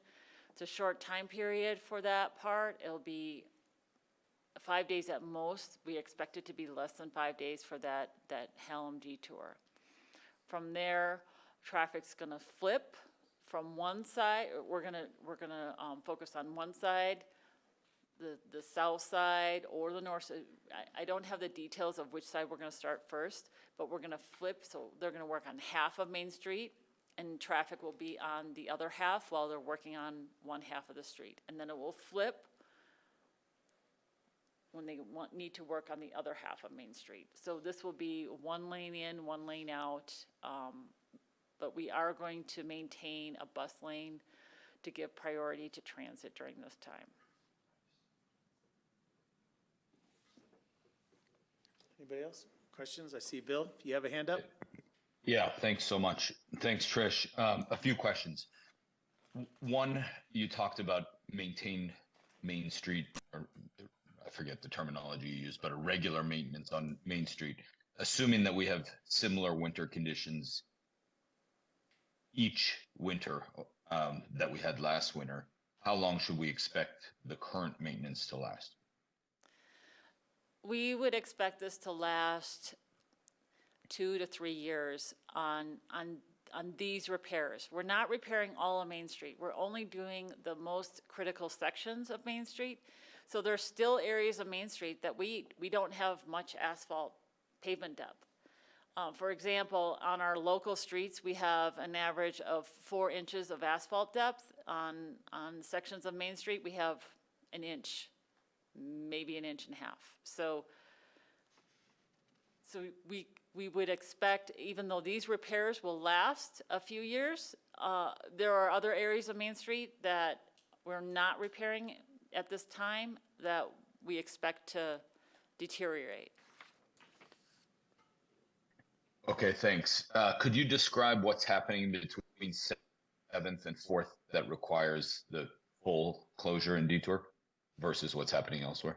So because of that section between Hallam and Main Street, we have to get in there to do those repairs. And you can't, there's no room for traffic unless we detour it on Hallam. And those repairs are gonna extend down through Main Street to 4th Street, so it's necessary for us to have that detour during that time. Because they're gonna. Sorry, Trish, you didn't answer my question. What kind of work is happening between 7th and 4th versus the remainder of Main Street that requires a detour onto Hallam from Main Street? What's the difference in what you're doing there versus elsewhere? It's the same type of work. The extent of work will not allow traffic to utilize that area because of the width that's needed for those repairs. And there's no way to keep traffic on Main Street and just do 2 lanes at a time in that section? We're talking about 5 days at No, most. I understand. To do this. And yes, it's necessary. We need to do the detour in order to do this work for that short period of time. Okay. Lastly, is it possible to do this later in September, beginning of October?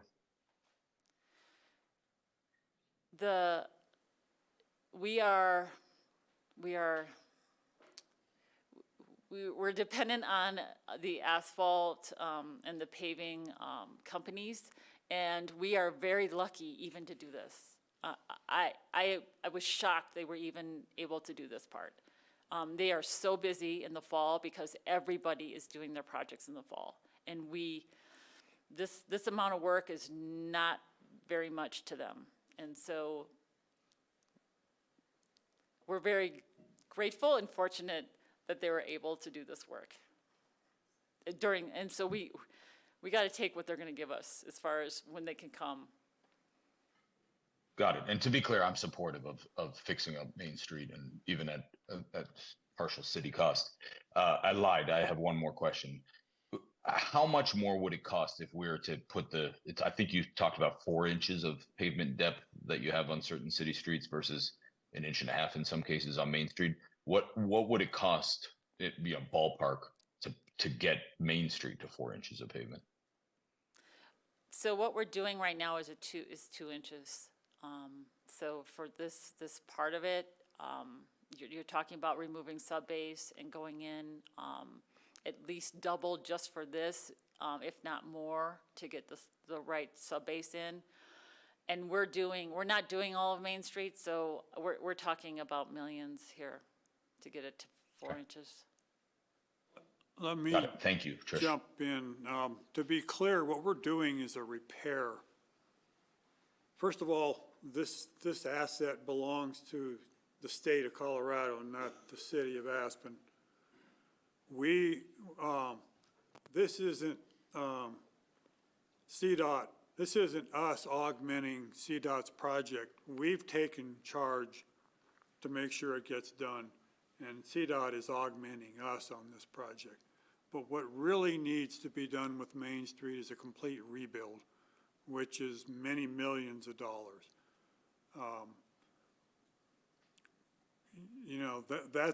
That is an obligation of CDOT, but they do not have that on their radar and they do not have it funded. We will continue to have that conversation with them. But in the meantime, we are doing a repair just to get us through probably the next couple of years.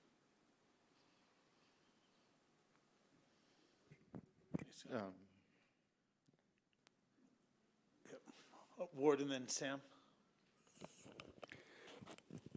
Yeah, let's just repair all of Main Street and then start all over again, because this is going to be the gift that keeps on giving them. I'd love to just get all of Main Street concrete that will last, but I don't think that's ever going to happen. I support this. I just think the amount of traffic that's on Main Street, asphalt is not going to hold up. And, you know, this contract for maybe another 4 years, and then another section, another section, another section. It's just, it's unavoidable. So, deja vu all over again. We do intend to come back to council with an incremental approach, starting with Mill and Main, to convert that to concrete, and then start converting the major intersections to concrete, and we will partner with CDOT on that. We're not going to rebuild the whole road at once, but we are going to propose an incremental rebuild. That's good. You know, we've seen the need for concrete at bus stops, and how the concrete lasts so much longer than asphalt. It's more expensive, but it's really what's needed.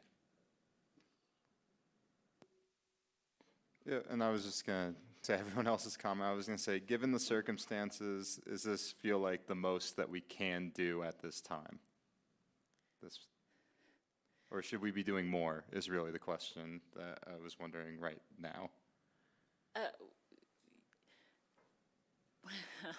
We tried to address the worst of the worst. Yes, we could have done more, but we are also limited to what this pavement company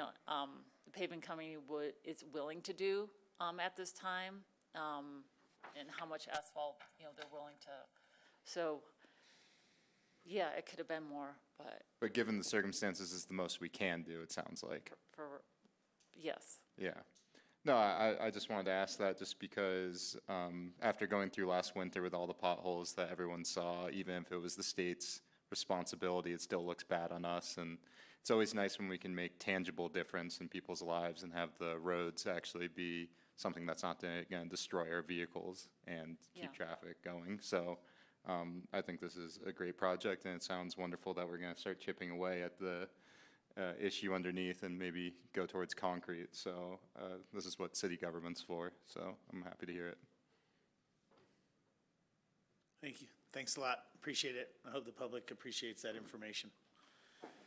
September 11th, it's a Monday. Mark your calendar and get on the bus. I don't need to pull this last item, which was 125, Acra Extension. I think that was kind of covered in some of our other discussion around the old Powerhouse, as well as the data center, as well as the conversation that we had regarding the armory. Take a motion? Yes, I would. I'll make a motion to approve the consent calendar. Second. So much for a slam dunk on the consent calendar. We have a motion and a second. Any further discussion? Could we have a roll call vote for the consent calendar this evening? Counselor Doyle? Yes. Counselor Guth? I'm going to abstain since I missed a portion of the conversation. Thanks. You Hold on a can't second. abstain. You're present at the meeting. Our charter does not allow council members present to abstain. If you're comfortable with it based on the information you've gotten, you should participate. But you are present, and under a charter, we do not allow abstentions. Got it. It's a consent calendar. I think it's appropriate to go ahead and vote. Okay. Yes. I'll vote yes. Thanks. Thank you. Counselor Hohenstein? Yes. Counselor Rose? Yes. Mayor Tory? Yes. Thank you to everybody that stayed for consent calendar items. Thank you for answering our questions and addressing the public interest as well. We appreciate you. Council members, it is 7 o'clock. My suggestion for us is to keep going. Let's get through as much as we can. And see if we can actually get through it and then conclude. This brings us to notice of call up. Our first item is 205 West Main, minor development and relocation.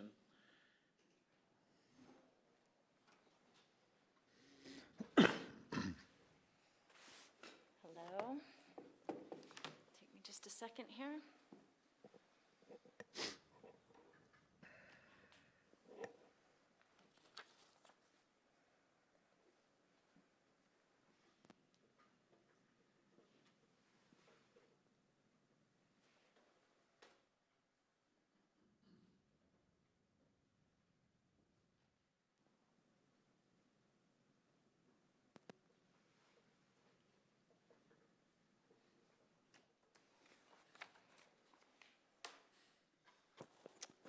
Okay, Amy Simon, Planning Director for Community Development. I'm here to present notice of call-up for an approval that HPC granted recently on July 26th. The subject project is at 205 West Main Street, which is a designated property, and it's located in the Historic District, Main Street Historic District. On the screen, you see a picture of the house at 205 West Main and then a map locating it within the district. So what came before HPC was a minor development review and a request for on-site relocation. It's understood that this is the first step in a process that is pursuing a recent code amendment that Council adopted, which allows for HPC, when 100% affordable housing is proposed on a designated site, to review only aspects of the project, just really what specifically affects the historic resource itself. In this case, there's some restoration proposed for the historic resource, and it's asked to be moved on site, and then there'll be some new landscape around it. After that, there's an administrative process to review any other proposed affordable housing development on the site. I'm here to present you with HPC's decision really just on the subject of relocation. Minor development is a simple process that doesn't rise to the level of notice of call-up, but the relocation effort does. So here's a site plan. Why is this not advancing for you?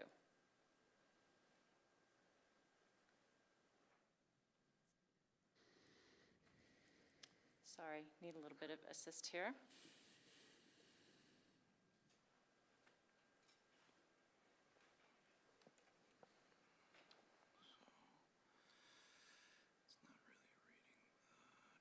Excuse me for 1 second.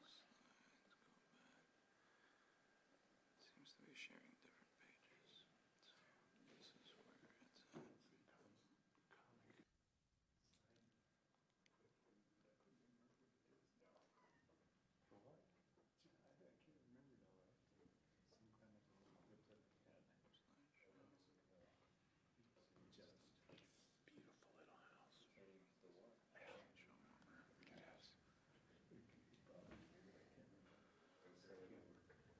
What were we talking?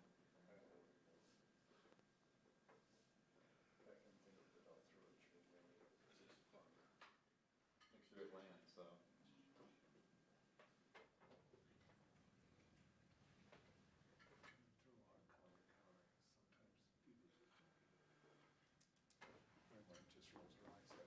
For that, yeah, sure.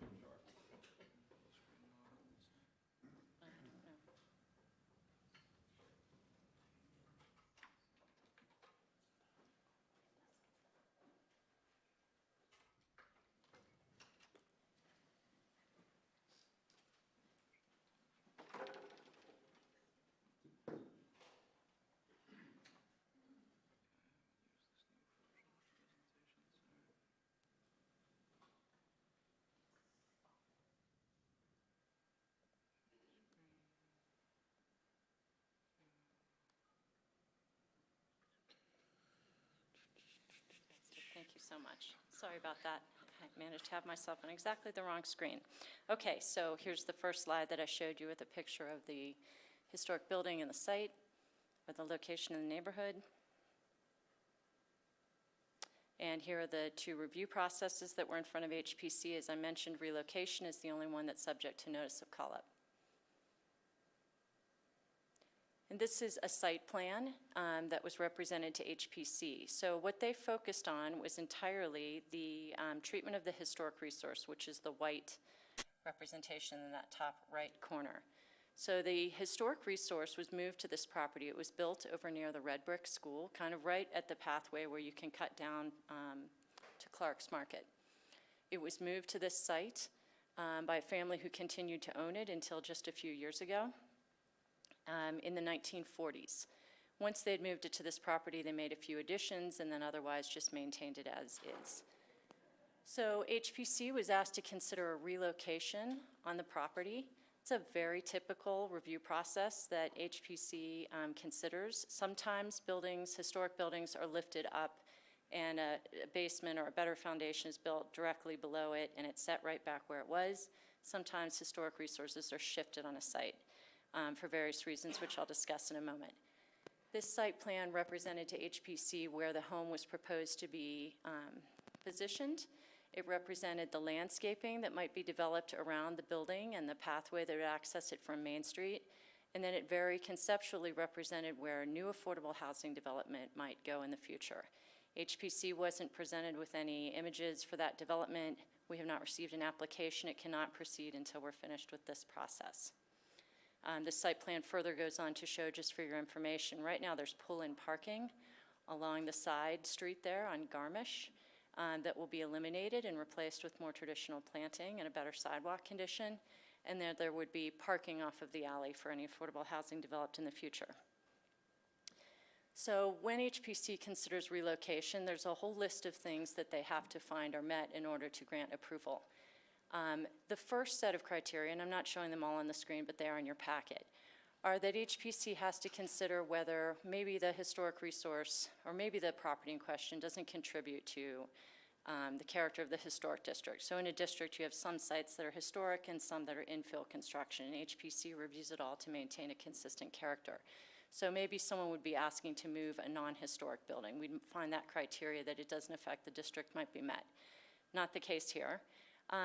The important thing that I want to focus on is that the criteria that HPC ultimately supported and the one that staff felt was most appropriate to approve this relocation was that it was demonstrated to be an acceptable preservation method given the character and integrity of the building, site, or object, and its move wouldn't adversely affect the character of the historic district. So with regard to it being an acceptable preservation method, these are the three things that staff particularly promoted and HPC agreed were being accomplished by this project. The historic resource siting meets the design guidelines. We have a list of things that talk about, for instance, if you move a historic resource, you don't move it to the back of the site, you move it where it maintains prominence. You don't raise it significantly above its elevation and its relationship to grade. There's a number of things that HPC considered that the general concept here was appropriate. The historic resource is prominent on the site. It will be visible as a freestanding building on 4 sides, and the new development will be distanced from it. And finally, the historic resource is restored to its original footprint and preserved with no addition. So I mentioned when this house was moved to the site in the 40s, there were a few little additions put on the back. They're going to be demolished, and the building will be prominently sited with no addition made to it. I presented HPC with this information that only approximately 22 or 10% of the total residential landmarks in Aspen have been preserved with no addition. I can't guarantee this condition will be forever, but in these particular instances, these 22, something has happened that kind of ensures that. Maybe there's been transferable development rights removed, or a project like this one where there's a proposal to deed restrict a building as affordable housing. This would also be true, for instance, of the Poppies property on Main Street. These are very unique situations where we have been able to preserve a historic resource in a way that you can really understand its scale. Most historic resources in town are impacted by an addition, and we do our very best to manage those additions and make sure they're sympathetic, but nonetheless, there's nothing like a building that is as it was. to really help us identify with our history and how people have lived in this community in the past. We also discussed this idea of whether moving the building would negatively impact the historic district. And this is just one image from a set that was in your packet and was presented to HPC. So the applicant studied the setback conditions on a very tight look at the site to all the way up and down Main Street, the historic district. And they measured as best they could, they can't go on private property, from the street curb to the facade of a building, how far setback is it?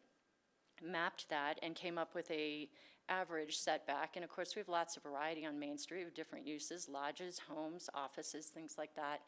But they represented that the relocation of this house, and it's this one in the middle here, I guess you can't see my cursor, but it's kind of in the middle of the site. It's the subject property. They represented they were landing right in the range of the average setback.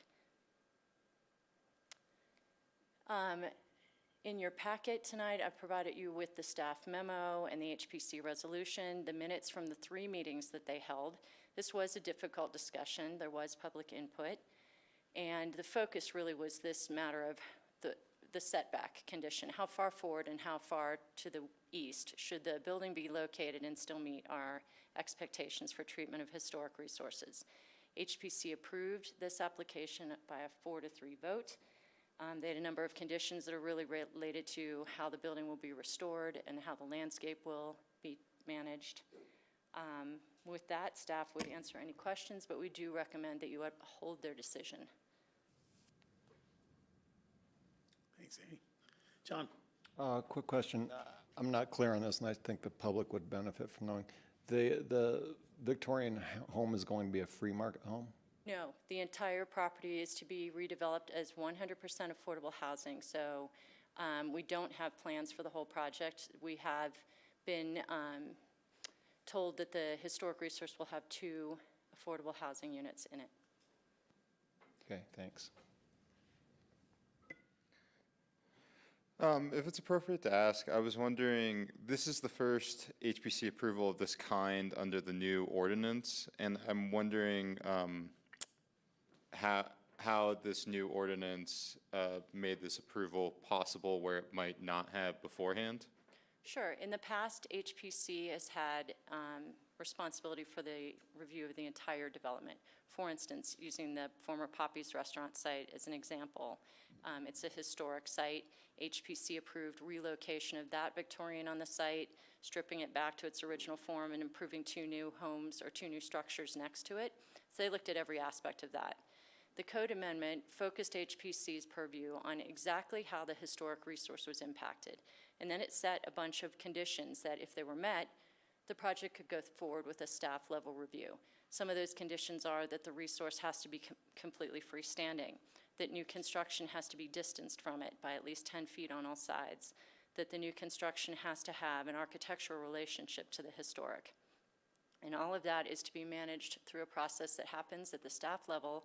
In this case, HPC asked that their representative, their chair, participate in that decision-making process. So they still will be represented at the table to make the decision, but they're not going to look at it as a group. They're not going to have a public hearing about it. Got it. That's a great explanation. Thank you. And correct me if I'm wrong, but was this project, was this proposed before the new ordinance change? And then Yeah. it was at some point. It did come in before the ordinance, the new ordinance and the new process was developed. And they had not completed the process at HPC. The ordinance passed, they withdrew their application and came in under the new path, and there was nothing wrong with that. It did mean that HPC had heard other explanation of the project, and they were asked to disregard that and focus just on what was being represented to them. We do not have a proposal for the rest of the development. No, and I understand that. It just, now that I'm done with my questions, it just feels like there's a lot of muddied waters. I know we're going to talk to HPC in a joint meeting on September 5th. And I just want to say on a personal level, I would want to, what's the word I'm looking for? Call up this notice or delay it until after the joint meeting with HPC, because feel like their feedback would be wonderful in this case, and because of, especially, there's so much muddied waters going on here, that's just my feeling on this particular project. I appreciate that. Just for clarity, though, we would not be discussing this particular, even if we continued this right now or in some way continued it, we would not be discussing this in our joint meeting with HPC. No, but I still would feel more comfortable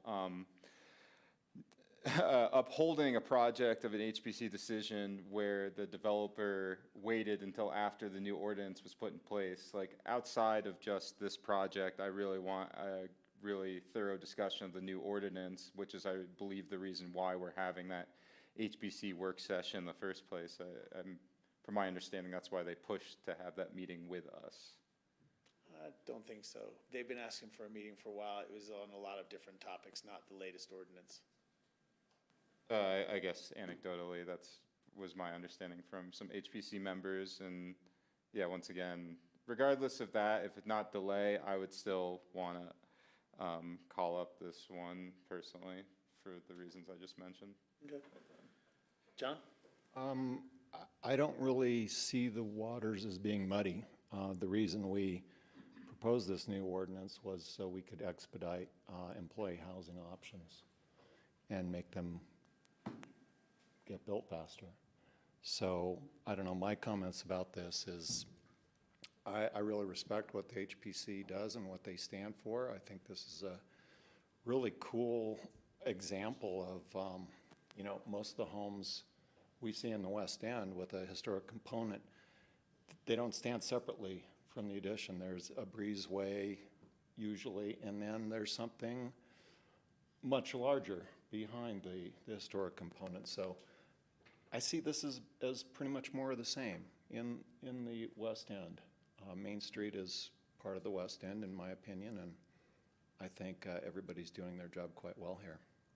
No, I completely can understand that belief. It's just, to me, that front yard setback, and more or less it's just stripping HPC of a lot of the powers they used to have to see the whole scope of the project. I do feel like this could really overwhelm the historic structure and might not fit in with the character from my point of view of the neighborhood, and I understand the disagreements. Yeah, I understand what you're saying. I just honestly don't see the difference between this example and many of the mega mansions in the West End.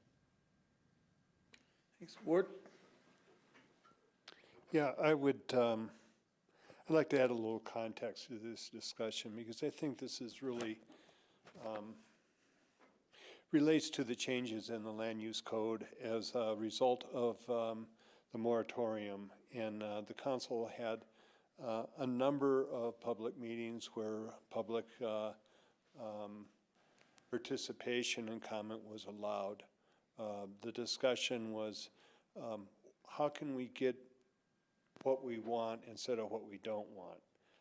And I think what the council decided, what we decided as a council, is that what we wanted was to address the number one need in our community, and that's workforce housing.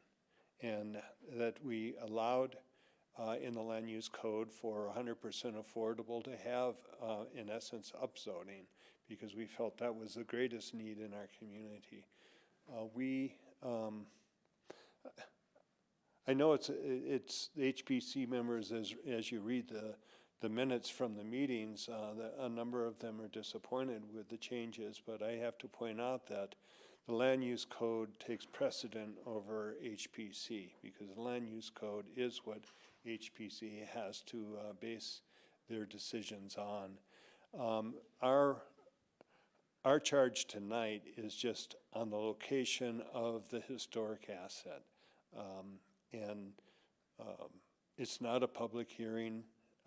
There were plenty of discussions about changes to the land use code that we have now. And so this project was submitted under what the new land use code is and what the approval process is. I think that the only question I have of you, Amy, is that, is the 10-foot, 10-foot side and front setback allowable in the zone? Yes, there's no variation here. Yeah, with no variations and a moving of the asset, of which is the only thing that we're asked to address, that I see no foundation, pun intended, to call this up. You know, change is difficult, and this is a change, but it is what previous council has decided that they want to put their emphasis on, and that's to house people that work in our community, and that's what this does. And that the council wanted to see some kind of changes in what HPC projects have been in the past, which is an HPC asset and a large private development next to it. And that creates a lot more stress on the need for workers. Instead of housing workers, we're creating a need for workers. And that's the context under which the land use code was amended. I'm supportive, I was supportive of it then, I'm supportive of it now. It is, I know it's difficult for some of the neighbors, but I think the Aspen Area Community Plan has a lot of values, and some of them are conflicting. One of them is to house a great number of the workforce within the urban growth boundary, and another one of them is that we don't want sprawl and we don't want density. Well, we can't have all of those, and so I think that this is an acceptable trade-off to allow more density. I felt that way when we went through discussions on when we adopted the land use code. So I think that this may be a difficult pill to swallow for some of the HPC board members, but I think it's appropriate. It follows the land use code, and the relocation of the asset is supported by the zoning, so I have no reason to call this up.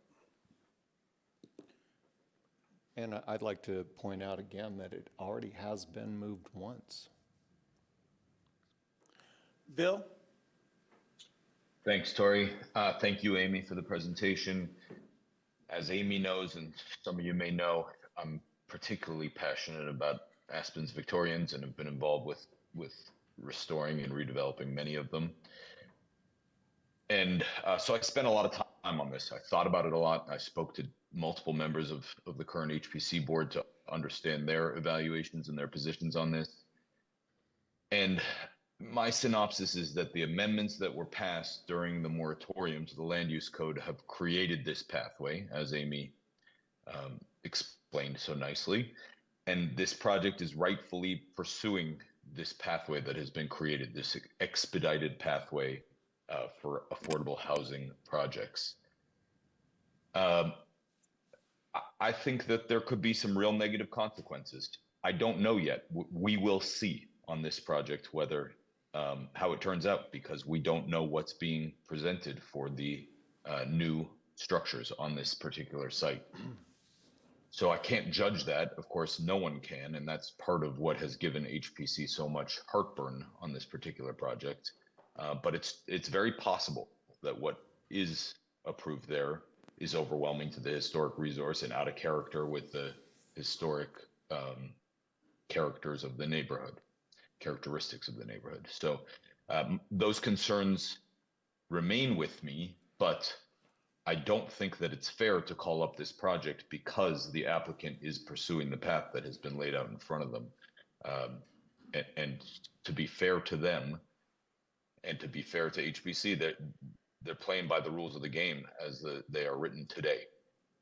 That being said, I think it's critical that we as a board revisit those land use code changes, and hopefully we do it before it's too late, before multiple projects get developed that have negative characteristics. And that's, in my mind, a very likely outcome as a result of those changes. And I would really like HPC to be involved in the review of those projects, regardless of whether they are 100% affordable housing or not. So I know that's not the specific topic of this conversation, but I do think that it's critical that we do that. And I think if we don't do that, in 5 or 10 years, when more of these projects are developed, we may regret it. So thanks to all. I'm not supportive of calling this up at this time, but do remain concerned.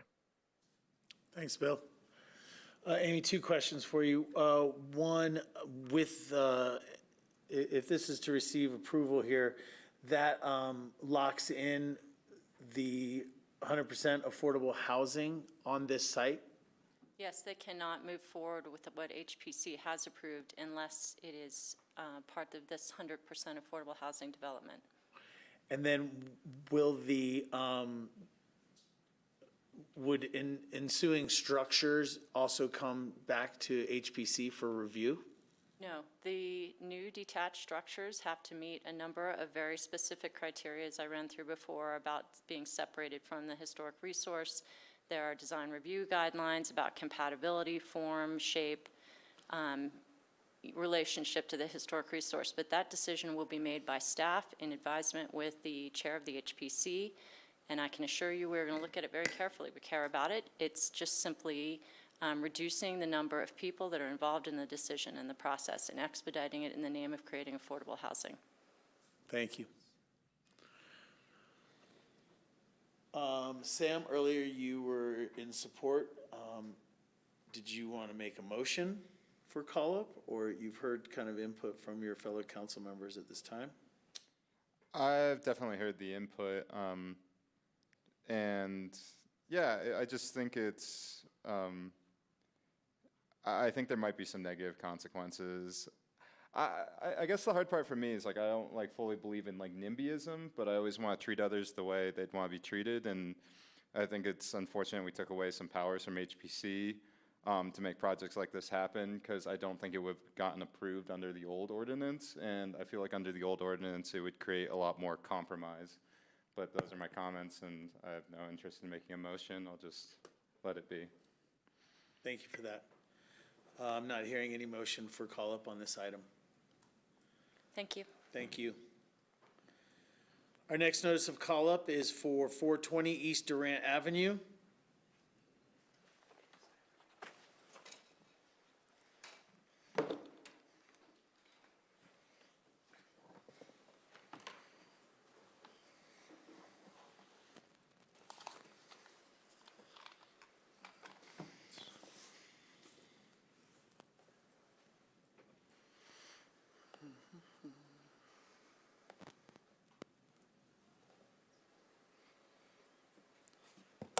Nice. Good evening, City Council, Mayor Tory. I am Jeffrey Barnhill, City of Aspen City Planner.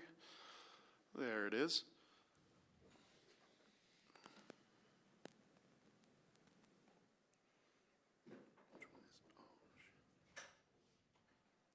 Give me one moment. There we go. Awesome. And I don't know what's showing that screen.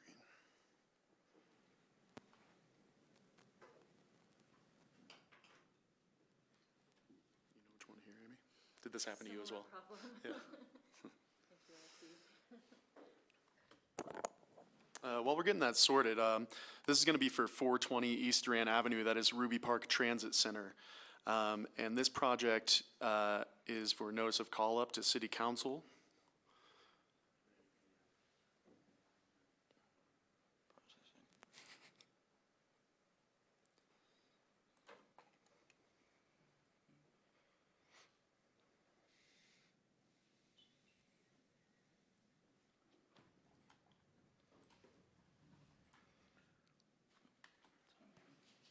Nice. Thank you so much.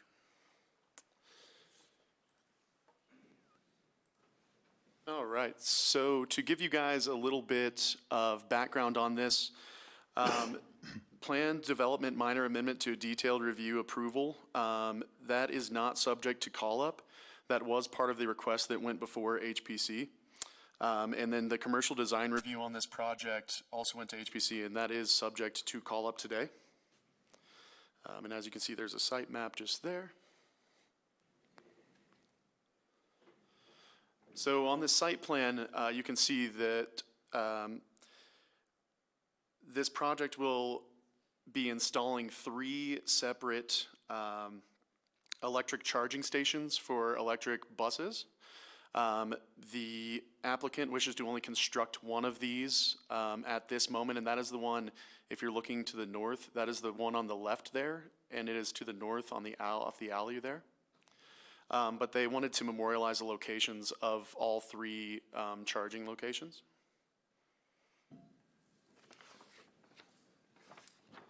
And this shows a bit of the vegetation plan, and the components of the electric chargers consist of a transformer, switchgear, some power boxes, and then the charging station arm.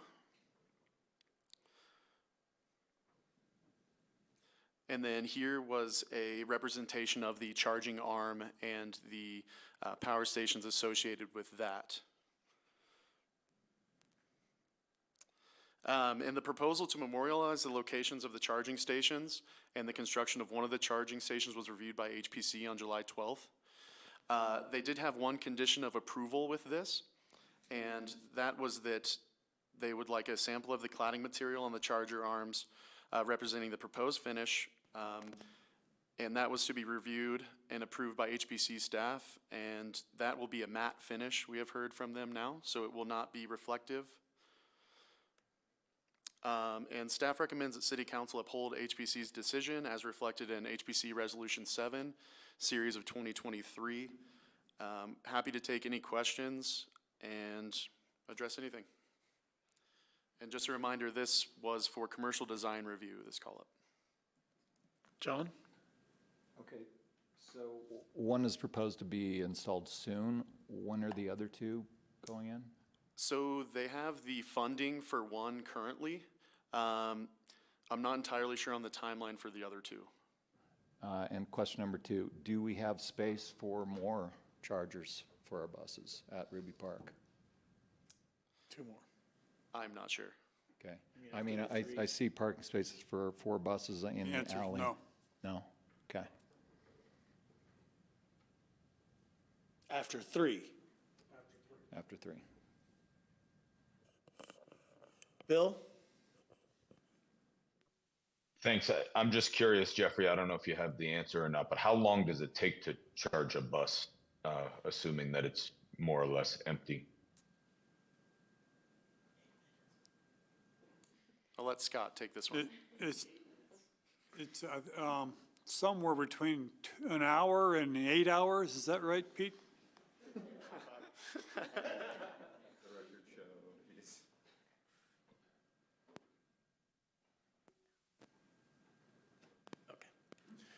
These are superchargers, so it can be 8 minutes, and so it's an en-route charging system that gets them in and out.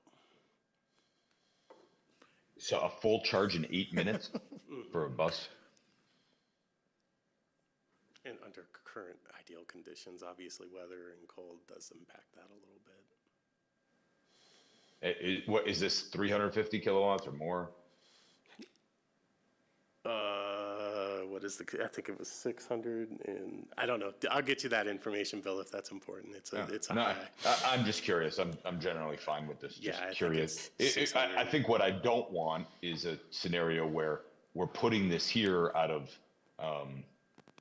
principle so that everyone can see it, but the bus has got to sit there all day anyways because it takes so long to charge. So the charger may as well be somewhere else. I don't think that's the situation, but I would not be supportive if we're just putting this here to, signal that we're interested in electric vehicle charging. This is to provide the community with this quick connection so that the buses don't have to go out of town, charge, come back into town, and provide a better service. Great. That's my understanding. Thanks.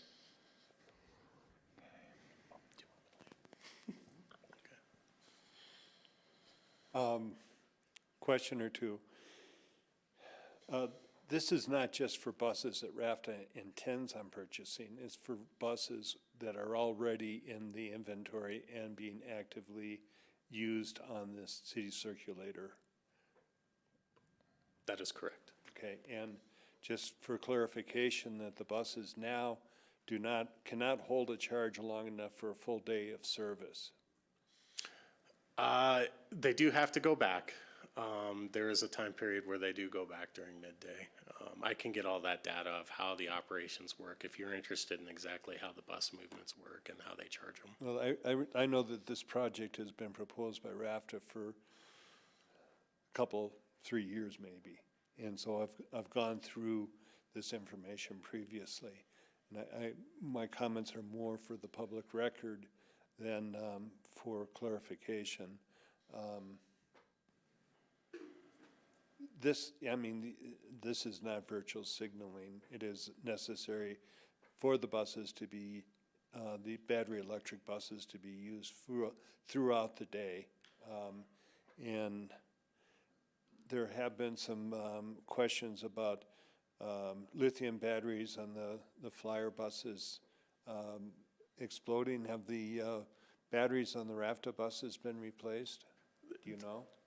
Because this is an HPC, I think the way that for any of the concerns that we have from the public that are there, I think I'm going to put together an info memo that is put together between me and RAFTA that discusses each of those pieces, that being one of them, so that you have all that information. Our charge is just for the HPC part on call-up and approval of these three. Yeah, that's not part of this. Okay, I don't want to call this up. I just had one question. The location of this as the first one, this is the third one in line. It's the third one back. It's towards the west side of this parking lot. Through approval, would it be possible to make this in the second spot instead of the third spot? The only reason I ask is because the second spot is directly across the alley from parking, whereas this one starts to get across from retail and residential commercial space. I do know this was discussed at HPC. I believe it was Trish and Kyla that had the answer of why it had to be this one first on the west side, but I'm not 100% sure why. Okay, so the reasons for this is because of the connectivity, it's in their operations already to stage here. And then you gotta start from the down, okay, so you gotta picture stormwater, how it runs. So we're changing the way that we're doing the stormwater and all that. You gotta start from the downhill side, and then you got to build up to the uphill. So you got to just think of that in the electrical and stormwater terms, if that makes sense. Okay. I don't hear any desire for call-up on this item. Thank you. And no motions. Thank you. Thanks.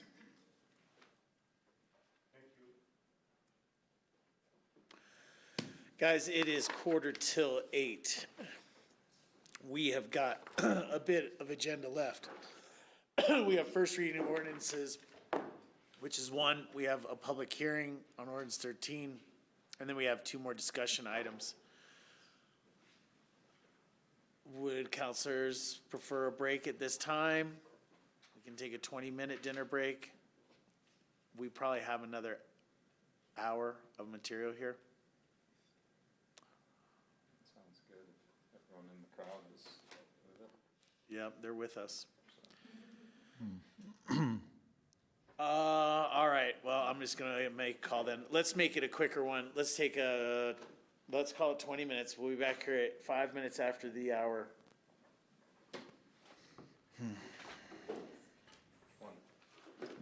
20.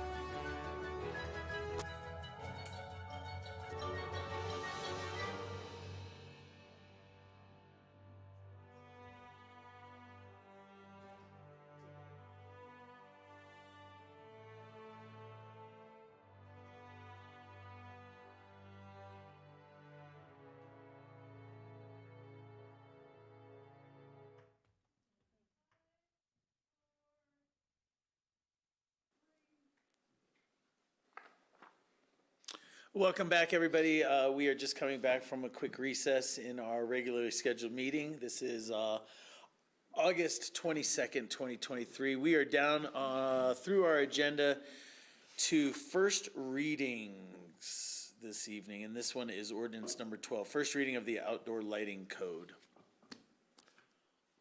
Mayor Tory and Council, I'd like to share some slides if that works for y'all. We'd love it.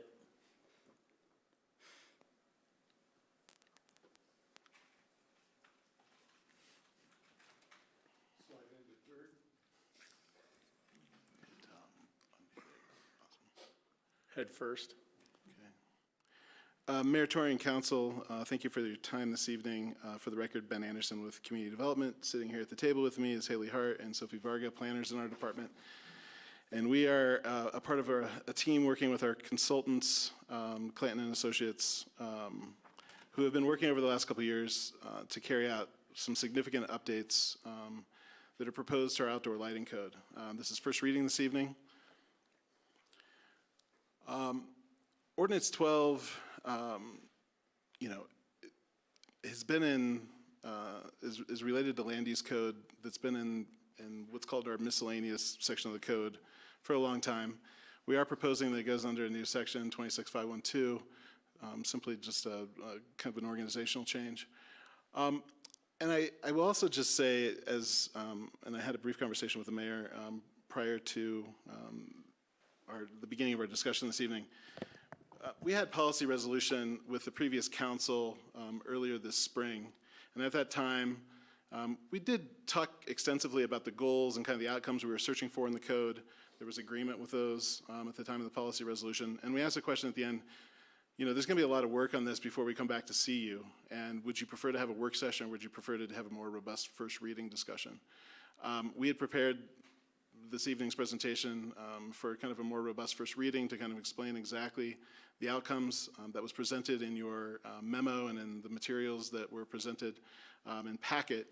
But I think for the interest of time, it's getting late in the evening, I think that we will kind of do a hybrid, a little bit more information than we typically do at first reading, but kind of truncate the presentation that we have in front of you, and we'll roll out that full presentation at second reading. There are, I think importantly, and this was in the memo as well, a few policy questions that we just want to make sure that there's a majority of council that are in support of those before we come back to second reading if we need to make any significant changes, simply because they're integral to the kind of organization of Ordinance 12 and the proposed amendments, and we might want to make sure that we aren't having to navigate too many things at the dais at second reading. So if there are some things that council clearly would like to see changed, we can try to make those changes ahead of a future second reading. Okay. We'd like to talk quickly about the ordinance. We would like to get input from policy questions and any guidance you have for staff on second reading. And we would ask that you read and approve the proposed ordinance on first reading this evening. Okay, very briefly, our code that deals with our outdoor lighting standards, and again, this is lighting on private property, not lighting that's in the right-of-way, including our streetlight system, was last updated in 2003, more than 20 years ago. There's some problems with that code. We outlined those things in the memo. Mostly, it's fully prescriptive. It doesn't really talk about the outcomes of the lighting, and probably most importantly, we don't differentiate residential and commercial lighting, and so the same standards apply to both, or to both of them equally, and that doesn't always translate into the outcomes I think that we sort of are looking for. And then lastly, I think this is something that we tried to very much focus on as we were thinking about this update. Our current code is really difficult to apply both for designers and city review staff, importantly because technology has changed so much since the code was originally written. The whole process for the update of this code started with an appeal to City Council in 2019 dealing with a type of lighting called linear lighting, which I think when the term came up in 2003, it was talking about a completely different type of lighting.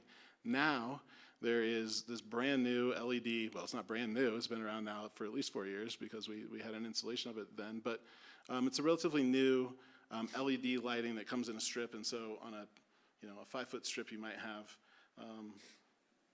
15 different luminaires kind of embedded in that LED strip that kind of casts a glow. And we didn't have any rules really or for council to sort of understand that appeal at the time, and I think there was pretty clear direction back in 2019 to do something about the code. So since then, this process then subsequently began in 2021 with direction from council and approval for a contract with the consultant firm Clanton and Associates to proceed with amendments to the code. Since then, Clanton and staff have worked towards a 50% draft last fall that was brought to different stakeholders such as P&Z, HPC, CCLC, and even though CCLC is not a formal sort of recommending board for this policy change, we thought that it was important for them to see different iterations of the code draft because this does affect the commercial core and downtown businesses. We also have sent it out to different stakeholders. You'll see a list of those later on. We have now gotten formal recommendations from P&C and HPC and are now at first reading. So a little bit about the consultant, just keep it high level. They have really, they're national sort of best practice standards for creating different policies and for lighting engineers and architectural lighting for different communities sort of nationally. And their expertise really does align that with International Dark Sky Certificate. And even though we are not pursuing that, and we did talk about that during the policy resolution, we are incorporating those sort of best practices into the proposed code. So this sort of kicked off with Clanton Associates in spring of 2022. They came to the city, did a walking tour, conducted temperature demonstration, and spent time with stakeholders. They produced 2 memos from that. That's what these sort of clips are from, and those are in the packet as Exhibit B and C. And this is just a visual representation of the project timeline. The top represents internal city referrals. Again, this is HBC, P&Z, City Council, CCLC. The bottom represents external stakeholders and different draft check-ins and feedback submissions. So again, we took the 50% draft and the 90% draft to the general or to the stakeholder list, and we'll have a slide with who those representatives were. And then we also have sent out the 90% draft and the 100% draft to the general public. We've sent it to ACRA, it's on our website. So we've had some different outreach throughout the timeline. So this is just a list of those stakeholders. So at the top, Clanton Associates, again, that's the consultant, the city review boards, ACRA. We have had multiple meetings with internal city staff, planning, zoning, parks, police, anyone who really has a vested interest in nighttime lighting and public sort of safety and health at night times, areas within the city core or within parks or within residential areas. And then the stakeholder list does make up, again, those of sort of designers, engineers, architects, land use planners, property managers, and then just general interested citizens. And to sort of spotlight, again, why council-directed staff and subsequently why, staff and the consultant have arrived at the updated code can be represented in this photo. So we are looking at a photo that a concerned citizen and someone who's been engaged with this process from the beginning took from the interior of his home to his neighbor across the street. So we are looking to respond to this type of outdoor lighting designs and curtail this type of lighting at night.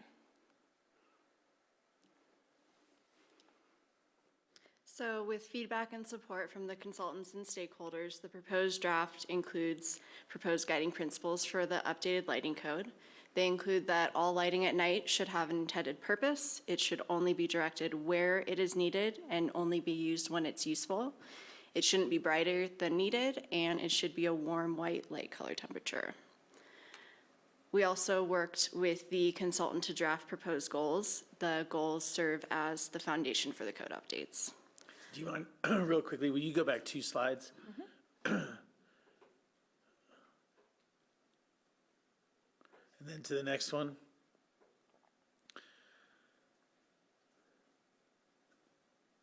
And the next one. Thank you.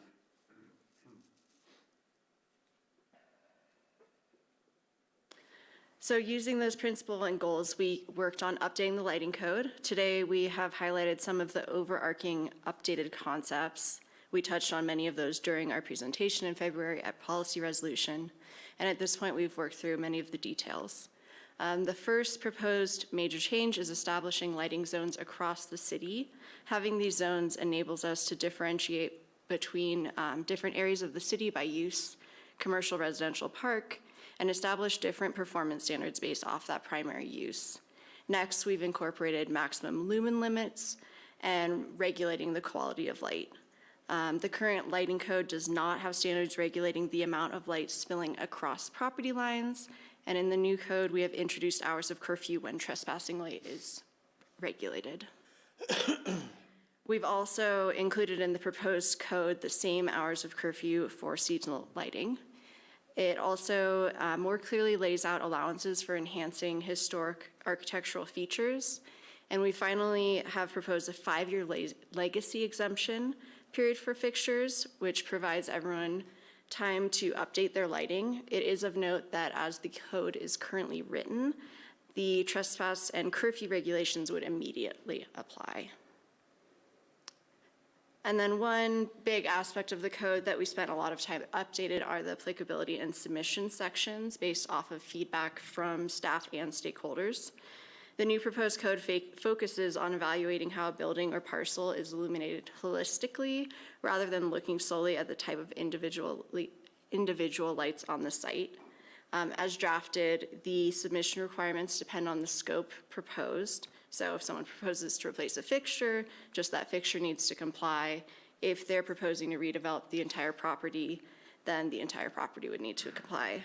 There's also 2 different paths for submissions, the prescriptive method and the performance method, and the applicants have the ability to choose between the 2 methods regardless of scope. So I'm going to talk a little bit more about those high-level sort of changes that the code has proposed. So this first idea of lighting zones, this is adopting a national best practice, and you can think of lighting zones as zone districts. So they're going to overlay with the current zone district with 3 distinct lighting zones. The first will be residential, LZ1. The second will be non-residential, LZ2. And then there's going to be a just generic parks overlay. And this is a municipal tool to create a hierarchy of lighting performance based on the use of the parcel. So for instance, a lighting zone 2 non-residential will be allowed a higher amount of lumens than a location such as residential because of the use of the parcel. And I would like to just sort of make a note here too, that the ordinance does give flexibility to the parks departments in that they will follow the regulations for lighting and luminaire types, but based on the type and park of location. So for instance, Wagner Park, located in the core, will need probably a higher amount of lumens than say like the John Denver Sanctuary, which is going to be within a ESA or environmentally sensitive area. So by giving parks their own space here, it will sort of provide them guidance as to what they can use, but within, the set amount of luminaires and type of luminaires that the rest of the public will be using within LZ1 and LZ2. And the image on this slide is showing a draft GIS map, which is included in your packet as Exhibit D, which will be public facing after approval of Ordinance 12, if so it be, so that individuals can determine what lighting zone they are in. And this is just a full draft of the lighting zones for the city of Aspen. Let's boogie through these. Okay. So there is a difference between how lumens and lux are measured. The lume is, think of it as the source. The lux is what is emanating, so how much light you are getting from the bulb. And that is important to understand because we are creating new maximum lumen limits. This is for residential uses. This was developed by the consultant based on national best practices, and the goal is for the city to reduce outdoor lighting output, but still give allowance to each parcel for enjoyment and safety. This is the amount for non-residential. It is calculated a little bit differently. Instead of being given a maximum like residential, it will be calculated using 4 of these following lighting types. In addition to being given a lumen limit, we're also going to be looking at light quality. So a national best practice is to look at the correlated color temperature and to encourage warm light. So right now we are setting this at 22,000 to 3,000 kelvins, which is what is circled in red.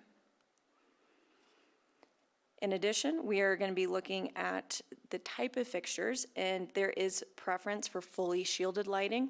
But now we are also allowing residential or commercial businesses to have some flexibility if they do want non-fully shielded lighting. And there is now an allowance outlined within both the residential and non-residential uses. A new concept that we are introducing is the idea of light trespass. So this is the measurement of light spilling into the right-of-way, and it is measured by both outdoor and indoor sources, and again, what is crossing the property line. So trespass is measured through lux, or the amount of light output in a given area, and the idea is to just decrease the amount of light at night and to sort of create this idea of a curfew. So for residential, 10 p.m. to 7 a.m., non-residential is the same unless a business is open within those hours and they get an additional hour to have their light on before needing to dim it to the light trespass amounts. And again, just a representation of how light trespass is measured, and that's with lux. This is the light trespass measurements, and again, looking at lux. And another topic that we're wanting some feedback on is seasonal lighting. So as the code currently reads, it will have the same curfew as trespass, so that 10 p.m. to 7 a.m., unless the hours of operation are on. Beyond that, they get another hour. And, you know, we understand Aspen is a resort community that celebrates holidays in the winter season, but we also want to value the dark skies and make sure that there are limits to that, both during the hours of the night and throughout the duration of the year. For historic landmarks, we have carved out some language for HPC to be able to vary the lighting types and luminaires to site-specific approvals, but they cannot increase the total site lumens. So again, giving HPC a little bit of flexibility when appropriate, but not giving more allowance than what is allowed in the lighting zone. And again, this 5-year legacy exemption, so for luminaires that are non-compliant, you will have 5 years to make those changes or updates. And again, this will be driven on a complaint-based system. We're not going to be walking around town looking for non-compliant luminaires. But we are proposing, and the consultant thought it was prudent to propose trespass and curfew be effective immediately, as that will really reduce nighttime lighting and be able to effectively respond to some of the challenges that we are looking to achieve in the updated code. Those examples that you have on the side of the screen there, are some of those allowed and some of those not allowed? So again, these will all be allowed, but within certain lumen limits. So instead of having only fully shielded lights, there is some allowance to having partially shielded or non-shielded luminaires if they are within a lumen limit set within the code. So giving some flexibility, but it's going to be a much smaller lumen limit for the non-fully shielded luminaires. Okay, so I think coming from second reading, since it's been a while since we talked to you, we did want to make sure that we were coming to you with something that, at second reading, an ordinance that again wasn't going to require significant modification at the table. So we do have a couple of questions for you. One is this idea of this kind of legacy exemption of 5 years. So if this ordinance were to pass as written, existing fixtures would be allowed for a period of 5 years, and after that 5-year period, if we received a complaint from a neighbor that there was a fixture glaring in their neighbor's, glaring in their window from their neighbor's house, and it was a non-compliant fixture, we would be able to enforce on that per that complaint. Without that complaint, though, city staff is not going out and looking for offending fixtures. So that's the first question there is that a duration, the concept, is that something that the council generally agrees with? And then also, on these other things that do have an enforcement sort of quality to them around light trespass and holiday lighting, do you think that those should be effective immediately? Yeah, go ahead, Sam. Do you have any like actual examples of complaints or like why we're necessarily discussing this issue and like what's going to be the benefit in On the light trespass and holiday lighting? Yeah, we can for this question, sure. Yeah. But in general. But Well, I will tell you that our zoning officers, lighting is probably the number one thing that they respond to in terms of complaints. Whether it's light shining out of their neighbor's window because they don't want to put their curtains down at night and they're living next door to a house with a lot of windows. Or they've got, as you saw in the image earlier, there's a lot of exterior light and, they don't really have much. When we get those complaints, we don't have much to go on. We don't have any standards for them, and so this is a new thing for us as a tool to try to go and improve neighbor relations when there are these kinds of complaints. Right now, we don't have anything. On holiday lighting, again, neighbors having significant holiday lighting displays in April and May that are left on all night that are preventing them from getting a full night's sleep because their neighbors are running their holiday lights at full bore in May at 2 o'clock in the morning. And do we know like the location of these complaints? Are they mostly downtown? I think they're both. We hear most in residential neighborhoods, but there have been examples of holiday lighting on private property in the core that have been concerning to people, both in terms of intensity, color, all the things. It's news. It's interesting. I guess to actually answer the question though, 5 years does seem kind of generic. I'd probably shorten it to like 3. The only reason why I would argue with 5 is if we're talking about something environmental and that we shouldn't have people like throw out light bulbs that are good for a good amount of time, then I would go back up to 5. But if we're just talking as far as like, if we're gonna put this in place and there is that benefit, I don't see why we'd wait 5 years other than like throwing out light bulbs that we shouldn't be throwing out. Thanks. Bill? Thanks. And thanks to all of you for the presentation and the packet. I reviewed this thoroughly. Ben, do you just want me to comment on policy question 1 now, or do you want me to hit 1 and 2, or all of them? I think if that'd be okay to hit 1, Bill, because I would like to give a little bit more description on number 2. Sure. Okay, so I'm super uncomfortable with this concept of not providing legacy exemptions for existing fixtures. The reason I'm uncomfortable with that is because those fixtures probably, maybe not in all cases, but in most cases, were approved under the current code. So to come in and pull the rug out from somebody who had something approved under an existing code and now require them to change it is fundamentally wrong. It's a violation of property rights. It's probably illegal. I don't think it's enforceable if someone were to challenge it. And it's a really dangerous precedent. I'm totally opposed to that concept. So am I okay with new regulations and updating the land use code, the lighting code, I'm sorry? Yes. Am I okay with retroactively applying it to existing buildings? Absolutely not. I think that is totally inappropriate. I'm okay with the holiday lighting curfew being effective immediately. I do think that the timing that the P&Z proposed as a amendment to it is fine.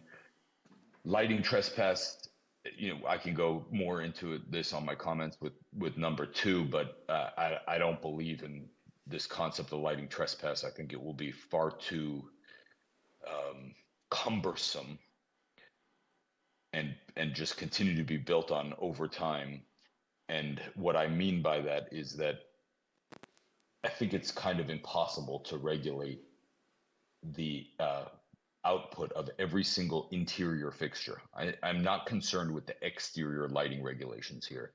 I'm primarily concerned with how this translates to the interior regulations. And we're talking about changing the placement and the shielding and the lumens and the visibility and the shading systems in the house. And it's impossible to know what someone's angle view and what the impact from the neighboring property is going to be from a certain light fixture, and light fixtures can be changed over time. So this to me is incredibly cumbersome, and I don't think it's very well thought out, and I just cannot get behind the concept of this light trespass at all.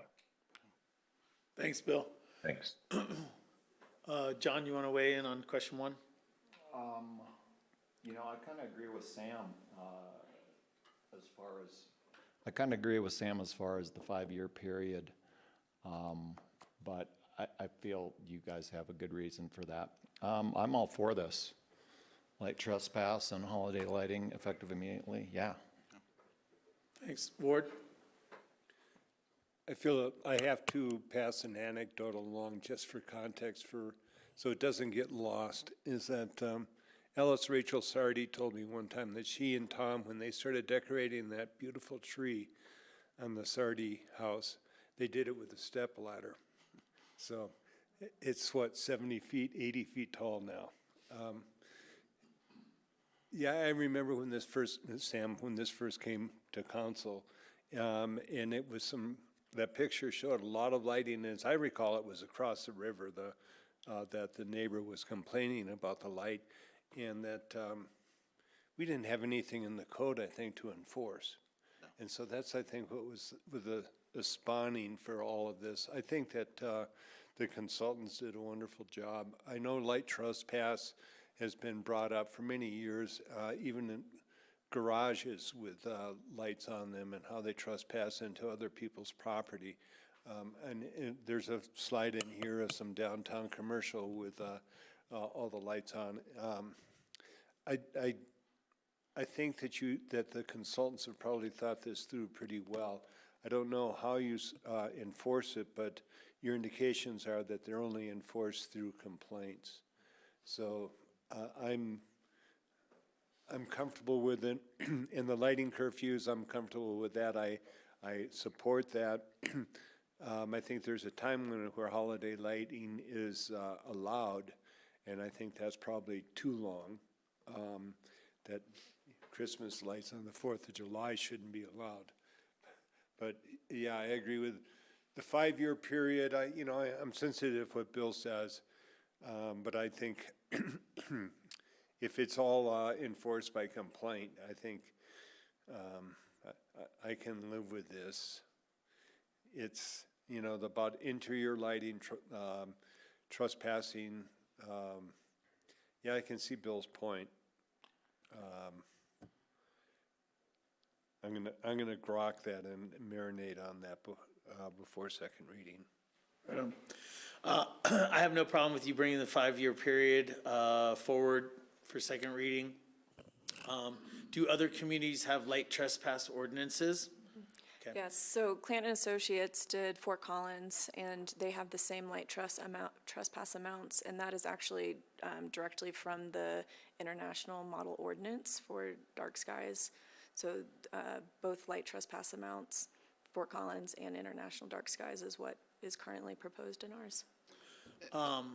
Yep. I was just going to say, and in the interest of time, I know that there was interest in having this be a quick conversation. We can certainly resolve this more at second, but just a little bit more information about the concept of light trespass. So the regulations that are specific to outdoor lighting, that's what the focus of the code is, and the changes that we made are about fixtures on the exterior of buildings on private property or landscape lighting. What light trespass does, if you go back to that flame and broadcast image, the lux is the projection of the light. And so our code, as it relates to exterior fixtures, is going to be measuring lumens. The lux is what we're going to be measuring for light trespass. We're going to be measuring at that kind of in a single location at the property line. And we've got a light meter, and we sort of point it up to the property. And rather than having to do an evaluation of all the fixtures on a property, it's a single measurement for what's coming off of that property. And that's the thing that we can then go have a conversation with the neighbors of saying, hey, you could dim, you could close your curtains, you might need to put some shields on your lights. But again, right now we've got a fair number of complaints on these topics. We have no regulations. And I'll be honest with you, I think there have been, other communities that have done this, but It is a tool that we could use and try out. If it doesn't work, we can stop. That allows us to sort of try to evaluate the situations that you saw in the image where the neighbor's complaining that he can't get any sleep at night because of the lighting situation is across the street neighbor. And right now we have zero ability to have a conversation with that neighbor. Yeah. I'm supportive. I also can entertain P&Z's suggestion for the seasonal lighting curfew hours.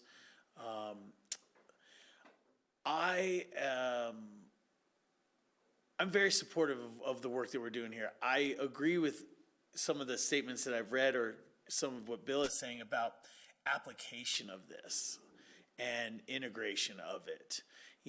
We're not looking for a new set of regulations to go like hounding people about, et cetera. But we all know that there are people that are overlit, just period. And it's obnoxious to everything from wildlife to neighbors to anybody that's just walking by. And so I am interested in making some effective and smart changes for the city of Aspen, but I do have my concerns about how we implement it and how we're working with folks in order to make any of these changes. And that includes the legacy exemption. I mean, if we don't get any complaints on them, they're probably fine to go. So yeah, hey, I'm supportive of what you're putting forth here to come back to second reading. Skip over the next slide, please. Just want to make sure there wasn't anything pressing that we haven't heard. We've got the ordinance right now set up for November to March. It's roughly a period of 90 days. That's consistent with the National Electrical Code. There's clear language in the National Electrical Code that for the health of trees and the integrity of the wiring and all that kind of stuff, that holiday lighting shouldn't be in trees for more than 90 days. That's sort of what the November to March is. I think we want to acknowledge, I think as Haley said, the kind of the sort of holiday kind of nature of our resort community. So that's sort of the duration of the holiday lighting that's being proposed, and then I think connected with, and I think there's already been some comments about this with the kind of hours for that. I think there's been probably enough direction on that, unless there's a discussion about the duration of the holiday lighting season. Sam? Yeah, you mentioned trees, so now I feel sympathetic, but I would have gone November to April for the fact that I would have just gone all of ski season. That just seems logical to me. I'm not, yeah. We've gone back and forth on that topic. That's why we're asking you about it. Yeah, no, I would do November to April unless you're telling me trees are really suffering because of the lights. Then I'm very sympathetic to the trees and the Lorax, but otherwise I'm going to April. I was actually thinking less. I mean, it's holiday lighting. What holidays are we talking about? I'm thinking Christmas and New Year's personally. All that green St. Patty's Day lighting? You're lighting up the winter. I don't know. Okay, well, that's okay. This is first reading. So what you're hearing is that, and Bill, chime in. I'll take your input and then I'll summarize. I guess I would agree with Sam. I think that there's a lot of character to holiday lighting that's twinkling throughout the night in the winter, and I'm supportive of that.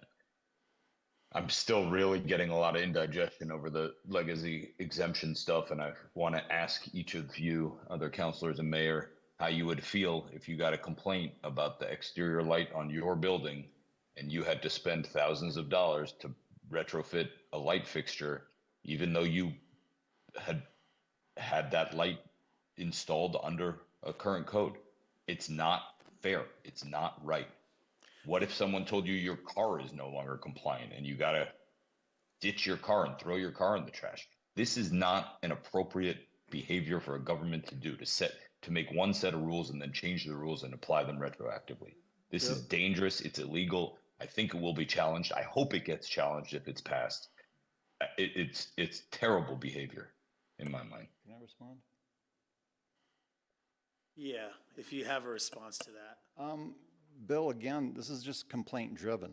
We're not going to be, city's not going to be running around looking for people to give tickets to. This is going to be complaint driven, meaning the only people that this is going to be affected are people who aren't closing their drapes or changing their lighting, and thousands of dollars, I'm not sure about that.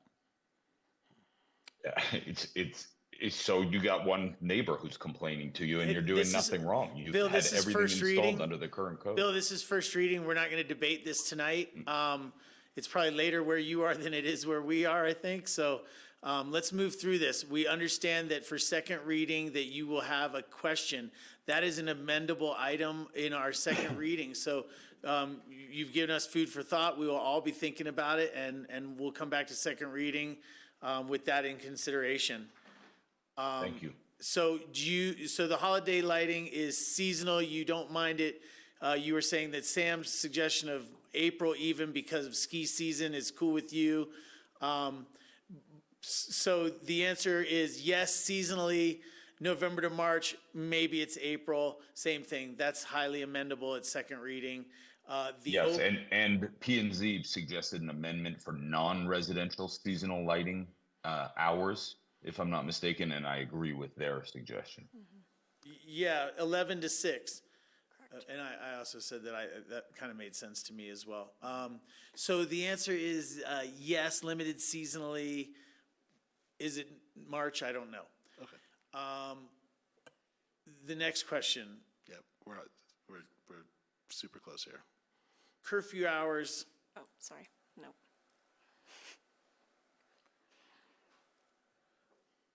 Okay, once again, you've heard that the 10 p.m. to 7 a.m. might be up for discussion, amendable to 11 p.m. to 6 a.m. And then hours of enforcement, light truss. Yes. Overall concept of curfew, right? We're talking about just not letting different types of lighting be on all night long. I agree with that. Yeah. Do we have the capability now of turning the mall lights off at night? They do. I didn't think we used to. They go off. Do they? Any decorative lighting is on a timer. Actually, so are the light poles. No, they go off in the morning. They go off early morning, probably around 6 actually. I think it would be dangerous to have those lights off at night. And this section also does not have purview over the light posts, yeah. I know. He was asking about mall, and I'm just telling overall mall. Yeah, and it also doesn't really, if it's safety lighting, it's fine. So, yes, you're hearing yes. Okay. There might be changes to this, but yes, or amendments, I should say, but yes. Okay. And then lastly,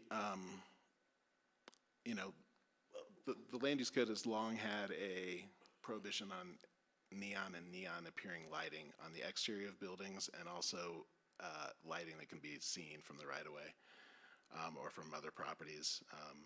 Do you want to continue with this prohibition? We had issues with this display. What do you mean you had issues? We asked them to change it. Oh, okay. I'm going to start with you, Bill. Bill, what's your feeling on neon? I'm okay with continuing prohibition on neon. I don't think it's a great look for us. What happened when you asked Louis Vuitton to change it? I think they dimmed. Yeah. Did they get rid of it entirely? I know Montclair got rid of it. Yeah. It's a common topic with our retailers and their window displays. All right. Others?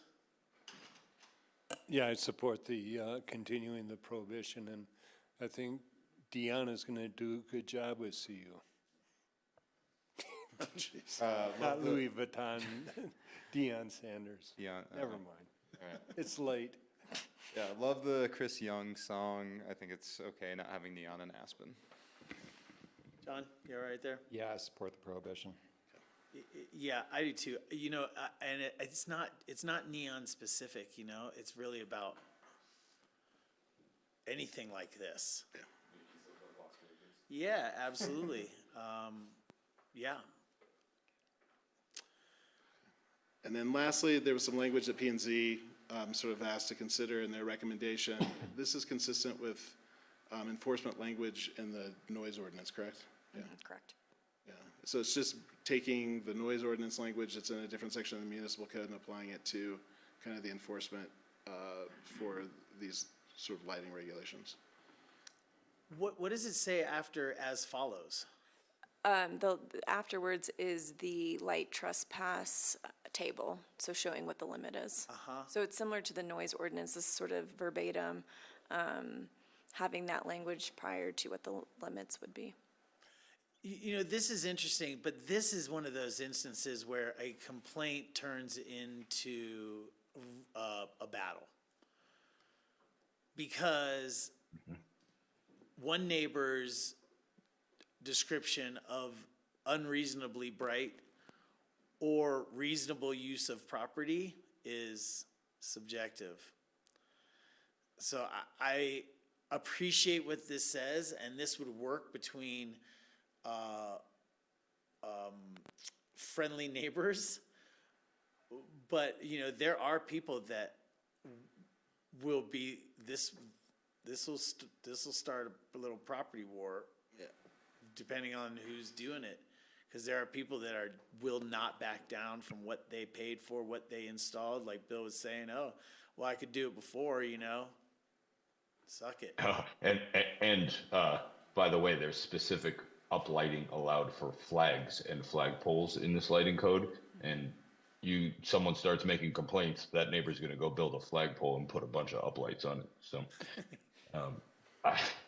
again, these concepts are such violations of property rights. You're going to get some people who agree with me who are going to do whatever they can to piss off the person who complained against them. No comment right now.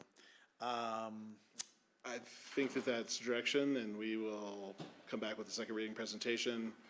I don't think there's comments tonight that sort of deviated too far from what we were thinking, but we will be prepared to make those kind of amendments based on council discussion at second reading.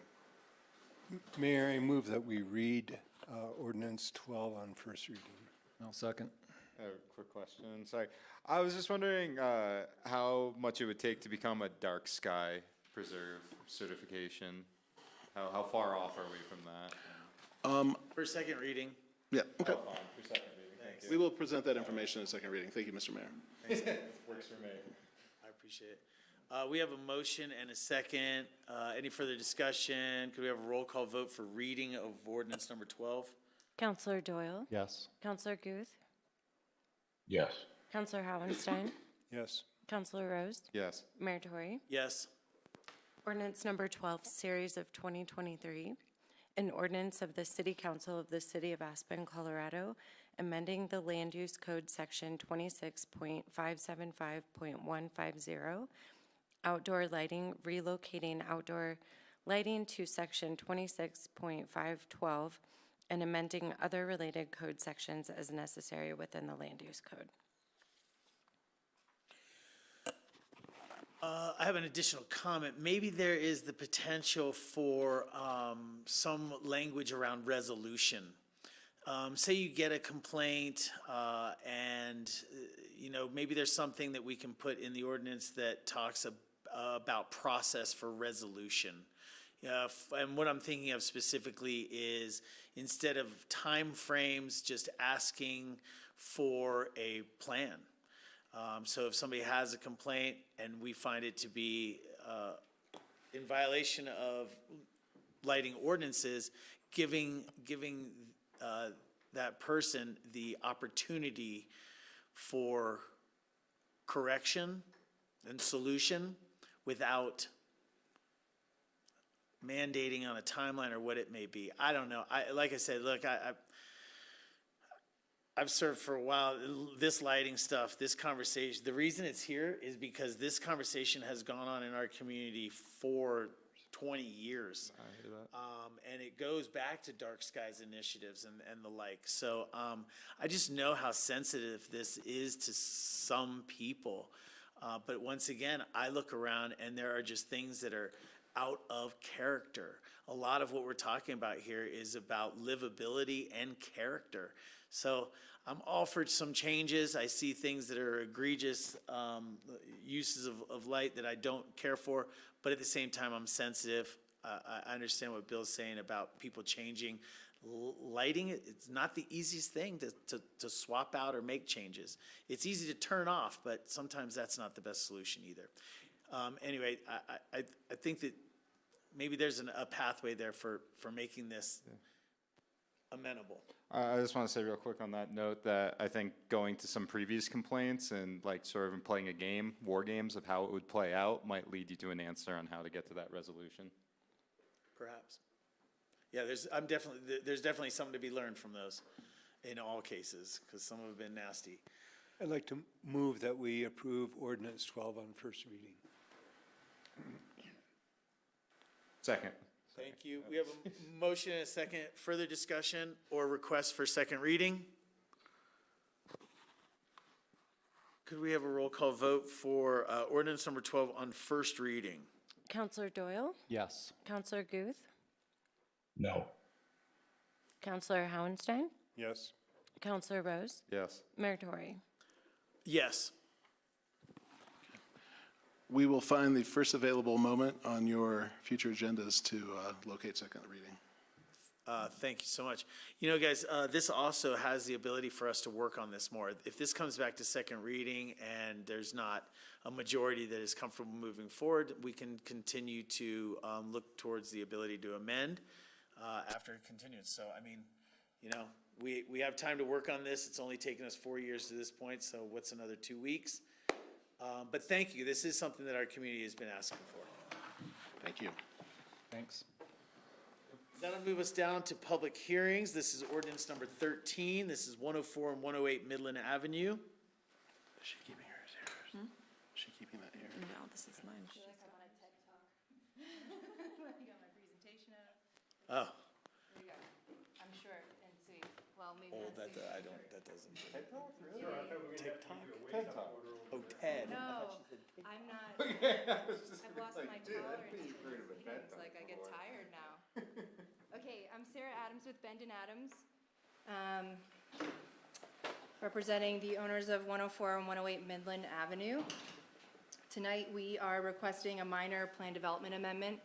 Fancy way of saying we're trying to clean up an old 1980s plat. We really just want to comply with the code that's in place right now at the City of Aspen and not some weird plat notes that I'll talk to you about. The property is at the corner of Midland here and Cooper. So here's the 1981 plat that was approved in the county before this was annexed into the city. It's called the Ferguson subdivision. At the time, the county didn't allow any development on slopes that were more than 30%. In order to allow this subdivision to move forward, they added this plat note that you see in the corner, that any development of slopes over 30% is prohibited without the BOCC approving it. And they added this weird, like amoeba shape on the plat that says that's where the slopes are, which isn't actually accurate to what's out there. We're also requesting to clean up the access easement, which is right here, that doesn't align with the driveway that's out there right now, and it doesn't meet current fire and engineering codes. Yep. Oh, please stop me as we go. I'm just trying to orientate. This is a little different than the one you just showed before. It's the same. So That here's, is yeah, looking so here's the north. driveway. That's north up. Here's the weird amoeba, right, that I showed you. And so this next one is. And so here's the plat. Oop, there's the plat. You with me? Plat, driveway, amoeba, Midland, Where's Midland? here. Midland. Thank you. Cooper, Highway 82. Got it. Okay. Do you like my new PDF feature? I can draw. Yeah, you're I'm loving it. super into it. New toys. Okay, so on the left, you'll see a 1980s aerial view of what the property looked like. I just wanted to give you some context as to why this plat note was added when the county subdivided the property. It's obviously there's like a weird hill right here that is no longer there. On the right is a current aerial showing the hill's been chopped off, and there's a single-family home there that's proposed to be replaced. When this was annexed into the city in 1982, it was zoned R15A. It has a planned development designation just because that's how the city dealt with properties that were already approved in the county. The zoning between the city and the county isn't the same, and so just putting a site-specific approval on it legalized any existing conditions. So there's no real specific reason for the planned development other than it was approved in the county and annexed into the city. So really, all we're trying to do is remove that plat note and to have a driveway that meets fire and engineering requirements. You can see on the left the driveway that was platted on the easement, or oh boy, the easement that is on the plat. And on the right, you'll see in orange the existing easement, and in blue, the proposed updated easement that meets fire and engineering codes. So that's all we're trying to do is meet current code, get rid of the 80s condition. I can answer any questions you have.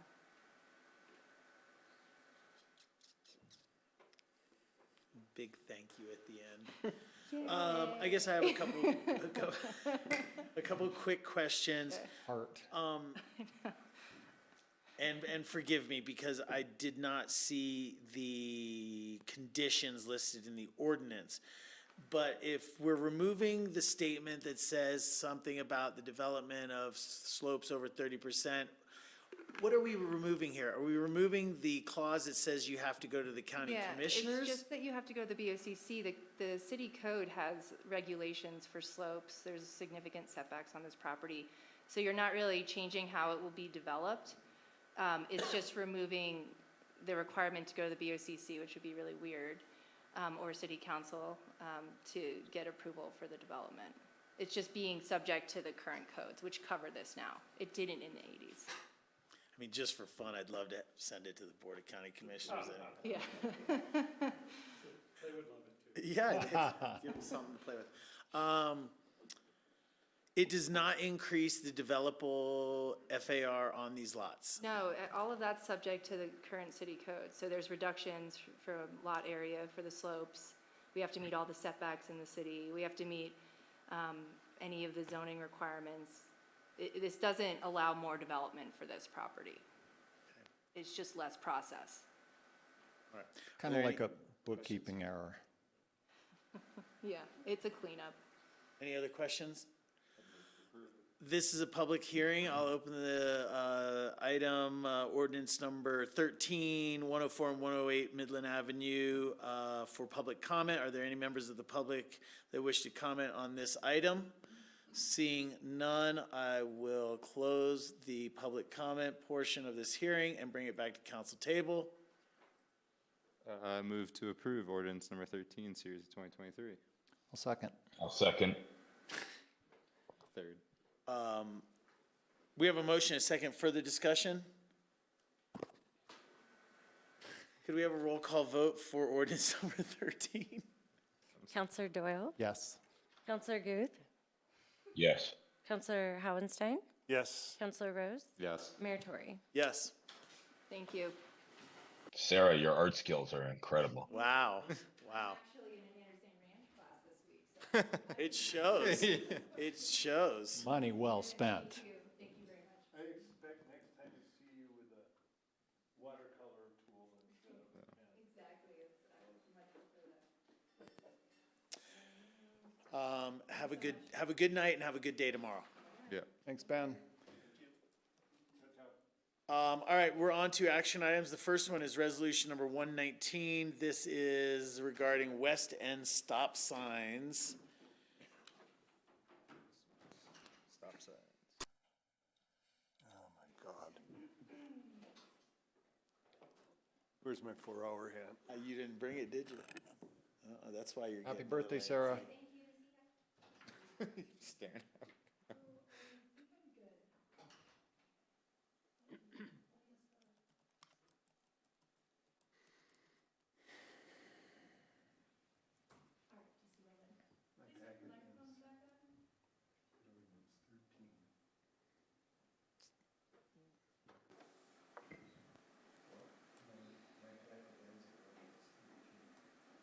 while you're getting ready, I just wanted to point out, what was this packet?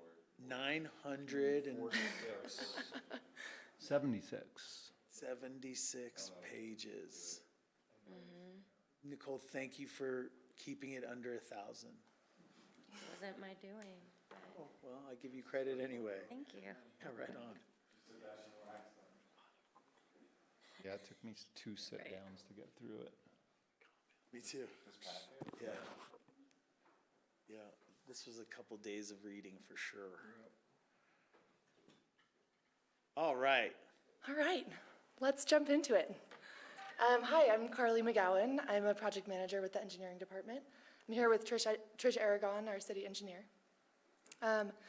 Following council direction during a work session on June 19th of this year, Resolution 119, Series 2023, proposes 22 new stop signs at 11 intersections in the West End.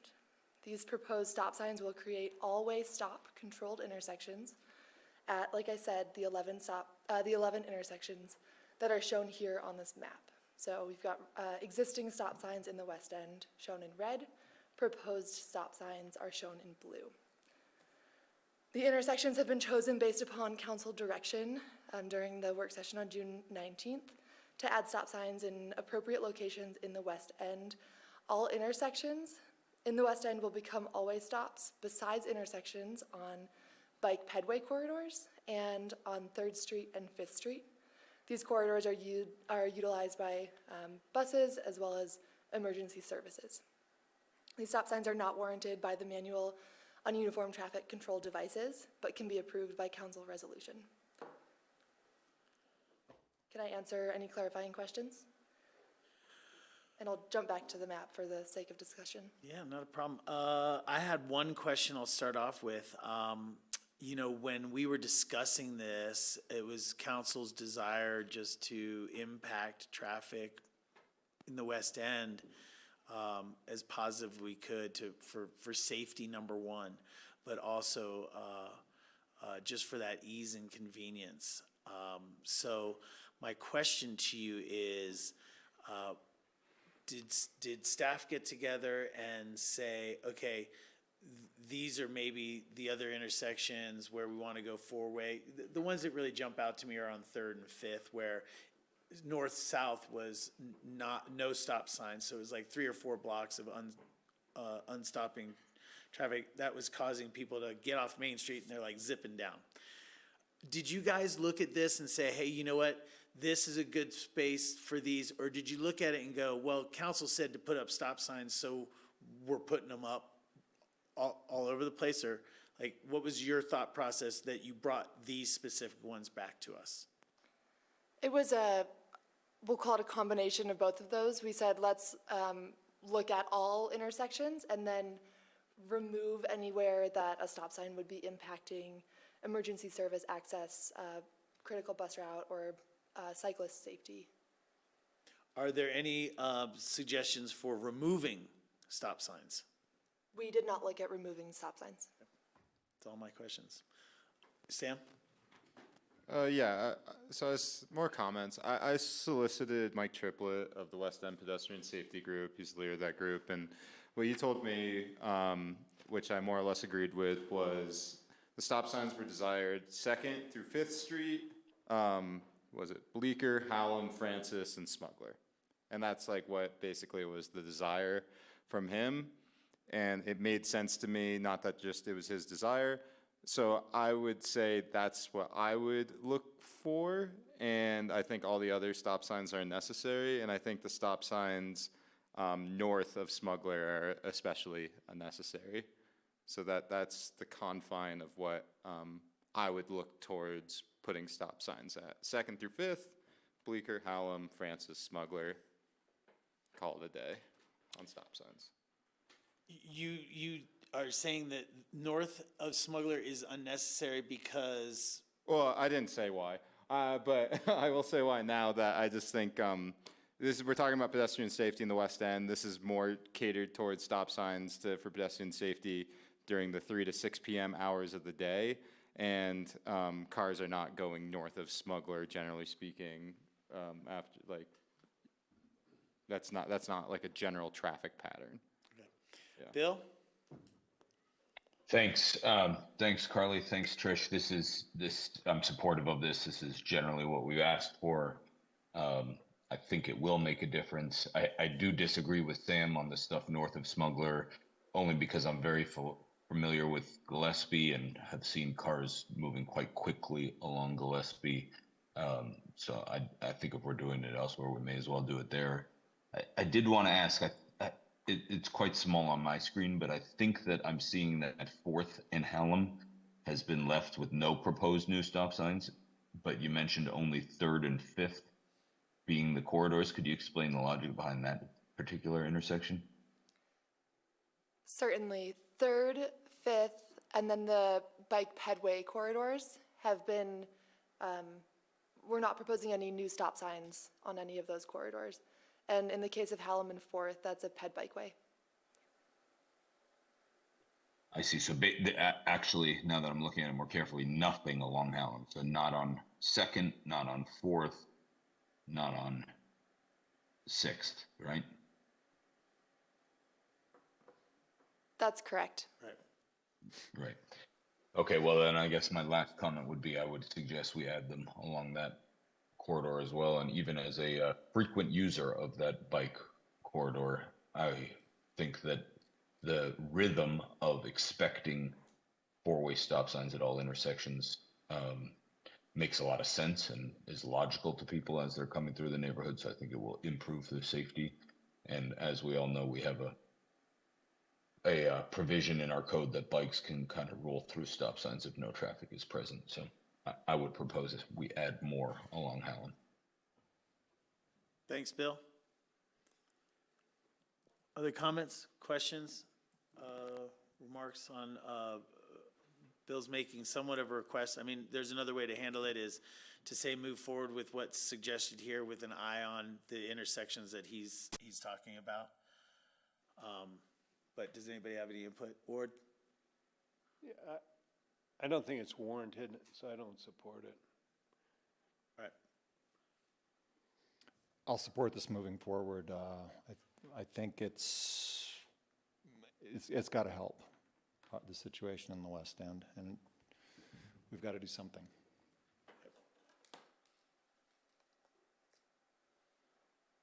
Okay.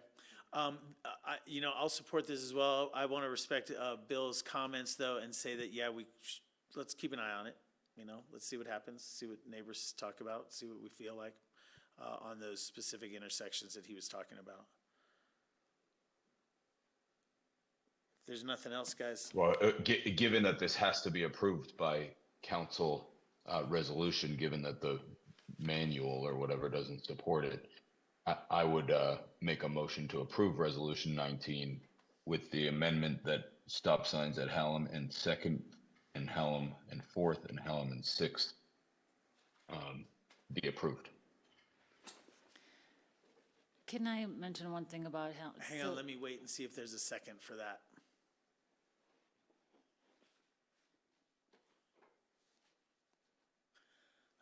The motion will not move forward with a failure of a second on it.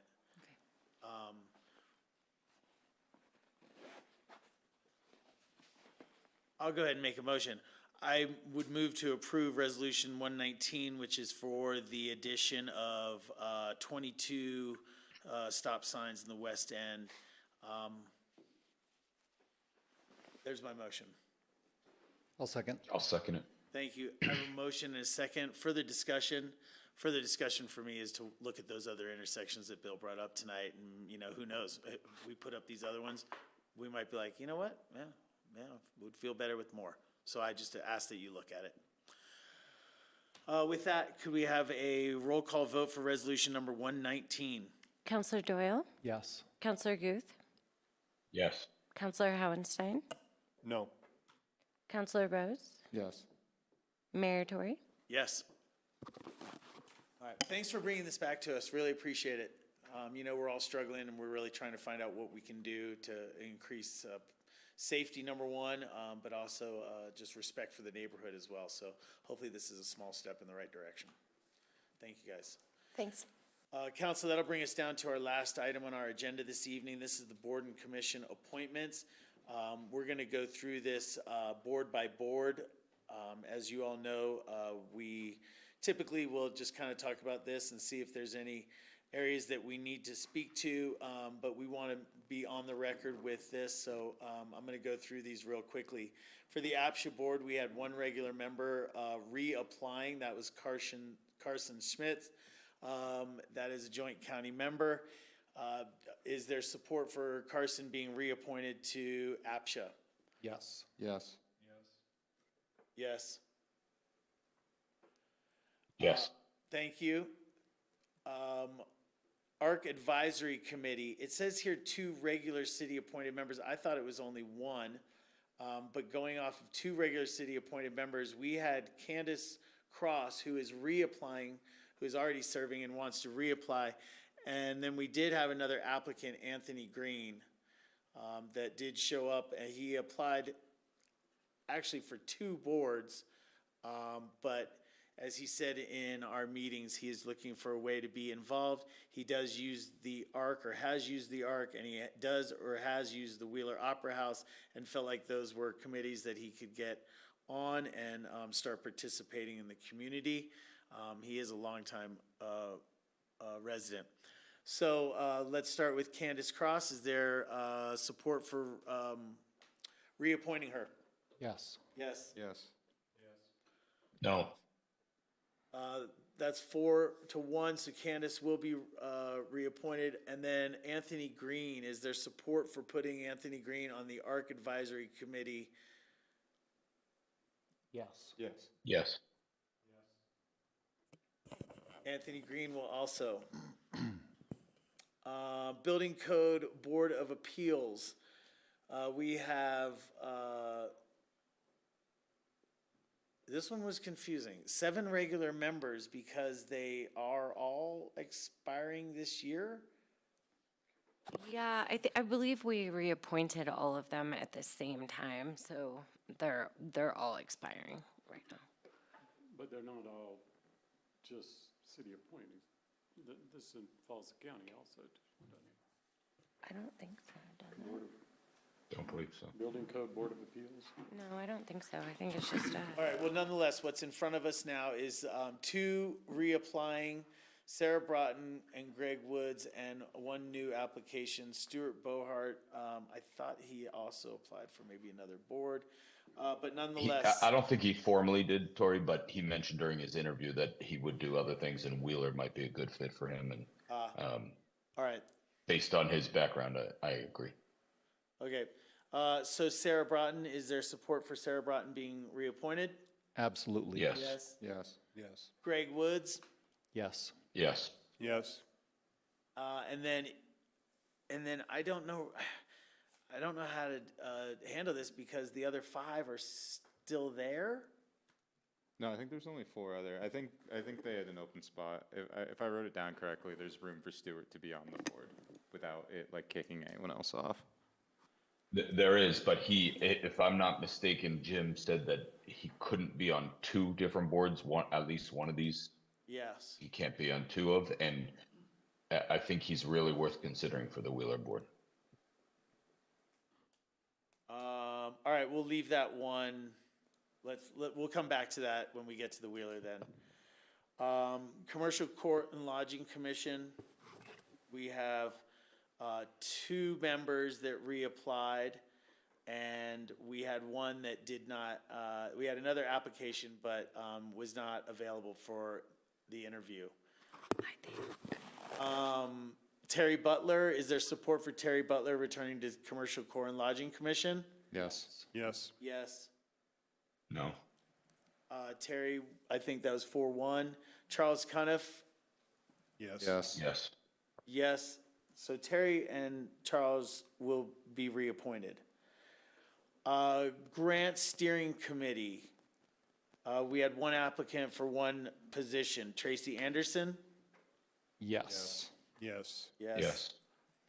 Kids First Advisory Board, we had, it looked like 2 regular member openings, but we had one applicant, Suzanne Way, is reapplying for her position at Kids First. Yes. Yes? Yes. Yes. Yes. Next Gen Advisory Commission, Next Gen needs members. We had one applicant, Marion.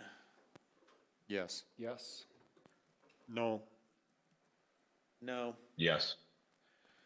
Marion will go through 3-2.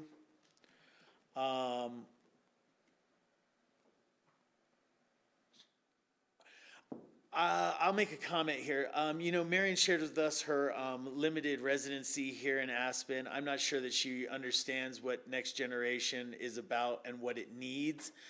The board is struggling. So I personally just thought that if we were going to continue this board, and I do say if we are going to continue this board, that it needs some serious membership. So I have a concern here that Marion's not going to bring to that board what it's going to need to survive. I share that with you now. The future will tell. We move on to the Wheeler Opera House Board. 2 regular member spots. We had 2 reapplying, Nina Gabbianelli, Ziska Childs. Then Anthony also applied, but we have already made a nod for him on the ARC committee. So I'm going to say Anthony is out of running for Wheeler. David Crowley is also applied for the Wheeler board, and I believe that's his second time applying for that. And then Stuart Bohart, as somebody was saying, was available for other positions and would be considered for the Wheeler. So instead of going through these one by one, I want to give council members an opportunity to speak to David or Stuart before we talk about the reapplications. Was there support for David Crowley? Yes. No. No. No. No. Was there support for Stuart Bohart? Yes. He didn't apply for this board, so I'm not going to say yes to appoint him if he hasn't applied to it.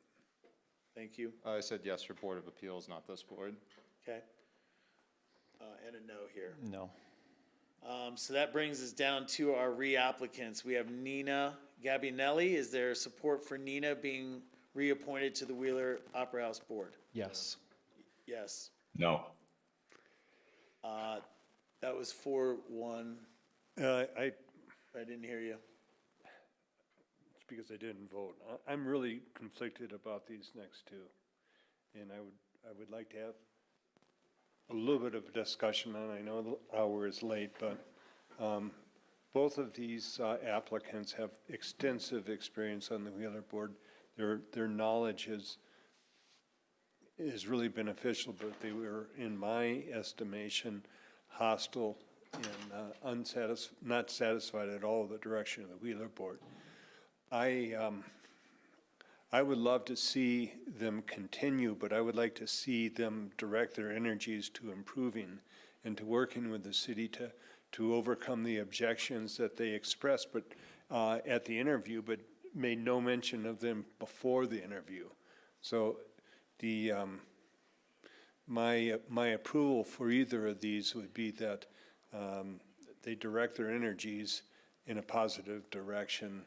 And to be honest, it seemed like they were both negative nillies, and that can be useful on boards, but I think it can be destructive as well. So with those comments, I would give a conditional yes. Bill, go ahead. The color that I would add to that is I somewhat agree with Ward, and I don't mind them being critical and having items that they're passionate about that they want to change, but I would say that they've been ineffective at changing those things. They've both served on these boards and haven't made the progress that they want to save. So, want to make, I'm sorry. So I'd rather see some fresh blood in there with fresh ideas that might get traction rather than recycling the same board members. Thanks for that. I will add some comments. Number one, Nina and Ziska both have extensive knowledge and experience in the performing arts and specifically theaters. I totally agree. You know, what I was sharing with somebody about board positions at all, and it wasn't about this one specifically, but it was about the fact that constructive criticism and those that are well-intentioned criticism is always welcome. I mean, you know, we need people that can work together, though. So I would say this to you, Ward. I would like to support both of these applicants, but I also have no hesitation about sharing what you have said and your conditional support, and then talking to them about that and asking if they understand, you know. Yeah, I think all of our goals is to make the Wheeler board and the Wheeler as the best it can be. And yeah, if the energy can be directed in a positive way, dissent is needed. But yeah. But it's got to be, yeah, working together. Okay, well, with that, I'll commit to getting that from them. With that, I'm going to go ahead and go through these names. So is there support for Nina Gabbianelli? Yes. Yes. And yes. Okay. No. Okay, and Bill's registered as a no. And Ziska Childs? Yes. Yes. And I'm going to say yes as well. No. And I would like to add a comment onto that too. I think Nina and Ziska are both very important to this organization, but I was a little disappointed in how their negative comments were relayed to us. I don't know if there was a better way, but it seemed like some of that could have been done offline instead of in the public forum. Yeah, but we asked them questions about their service on the board and what they thought needed to be improved at the Wheeler, and they shared their answers. Agreed. I'm not going to make comments about how they shared their answers, but they shared their answers. All right. Well, with that, we do have affirmation for them at the Wheeler Opera House Board, and I'll talk to both of them and make sure that they're on board with what we're trying to do for the Wheeler. Cool. Pun intended. Stuart for Board of Appeals to finish up.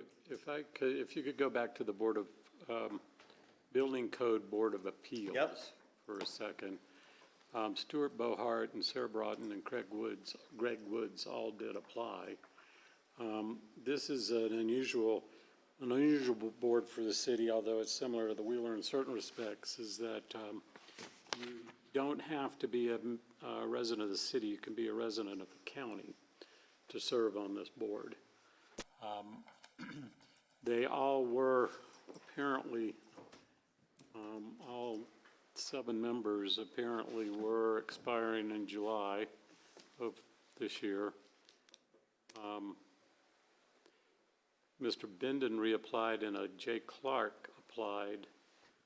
Mr. Benden, I think, who is a member of the local licensing authority, should not be on both boards. So we need to clarify his intentions, but I would suggest that you consider the 3 applicants that we had, that you interviewed, Sarah, or know of, Sarah Broughton, Greg Woods, and Stuart Bohart. But we have to find out how to fill it. They rarely meet. Okay, so then we've already affirmed Broughton and Woods, so this is the last question for Stuart Bohart. Is there support for Stuart on the Building Code Board of Appeals? Yes. Yes. Yes. All right. That is the end of our agenda. That means I will take one more motion this evening. Make a motion to adjourn? Second. Some leaving. We have a motion and a second. Is there any further discussion? Seeing none, could we have a roll call vote for adjournment, please? Counselor Doyle? Yes. Counselor Guth? Yes. Counselor Howenstein? Yes. Counselor Rose? Yes. Mayor Tory? Yes. Bill, thanks a lot for joining us. Have a good travel tomorrow. Thank you. Appreciate it. Have a great evening. Thank you, as always, to Grassroots. And everybody have a wonderful week. Have a wonderful couple weeks. Here they come. Here they come. All right, have a great night. Thanks, Amy. Okay.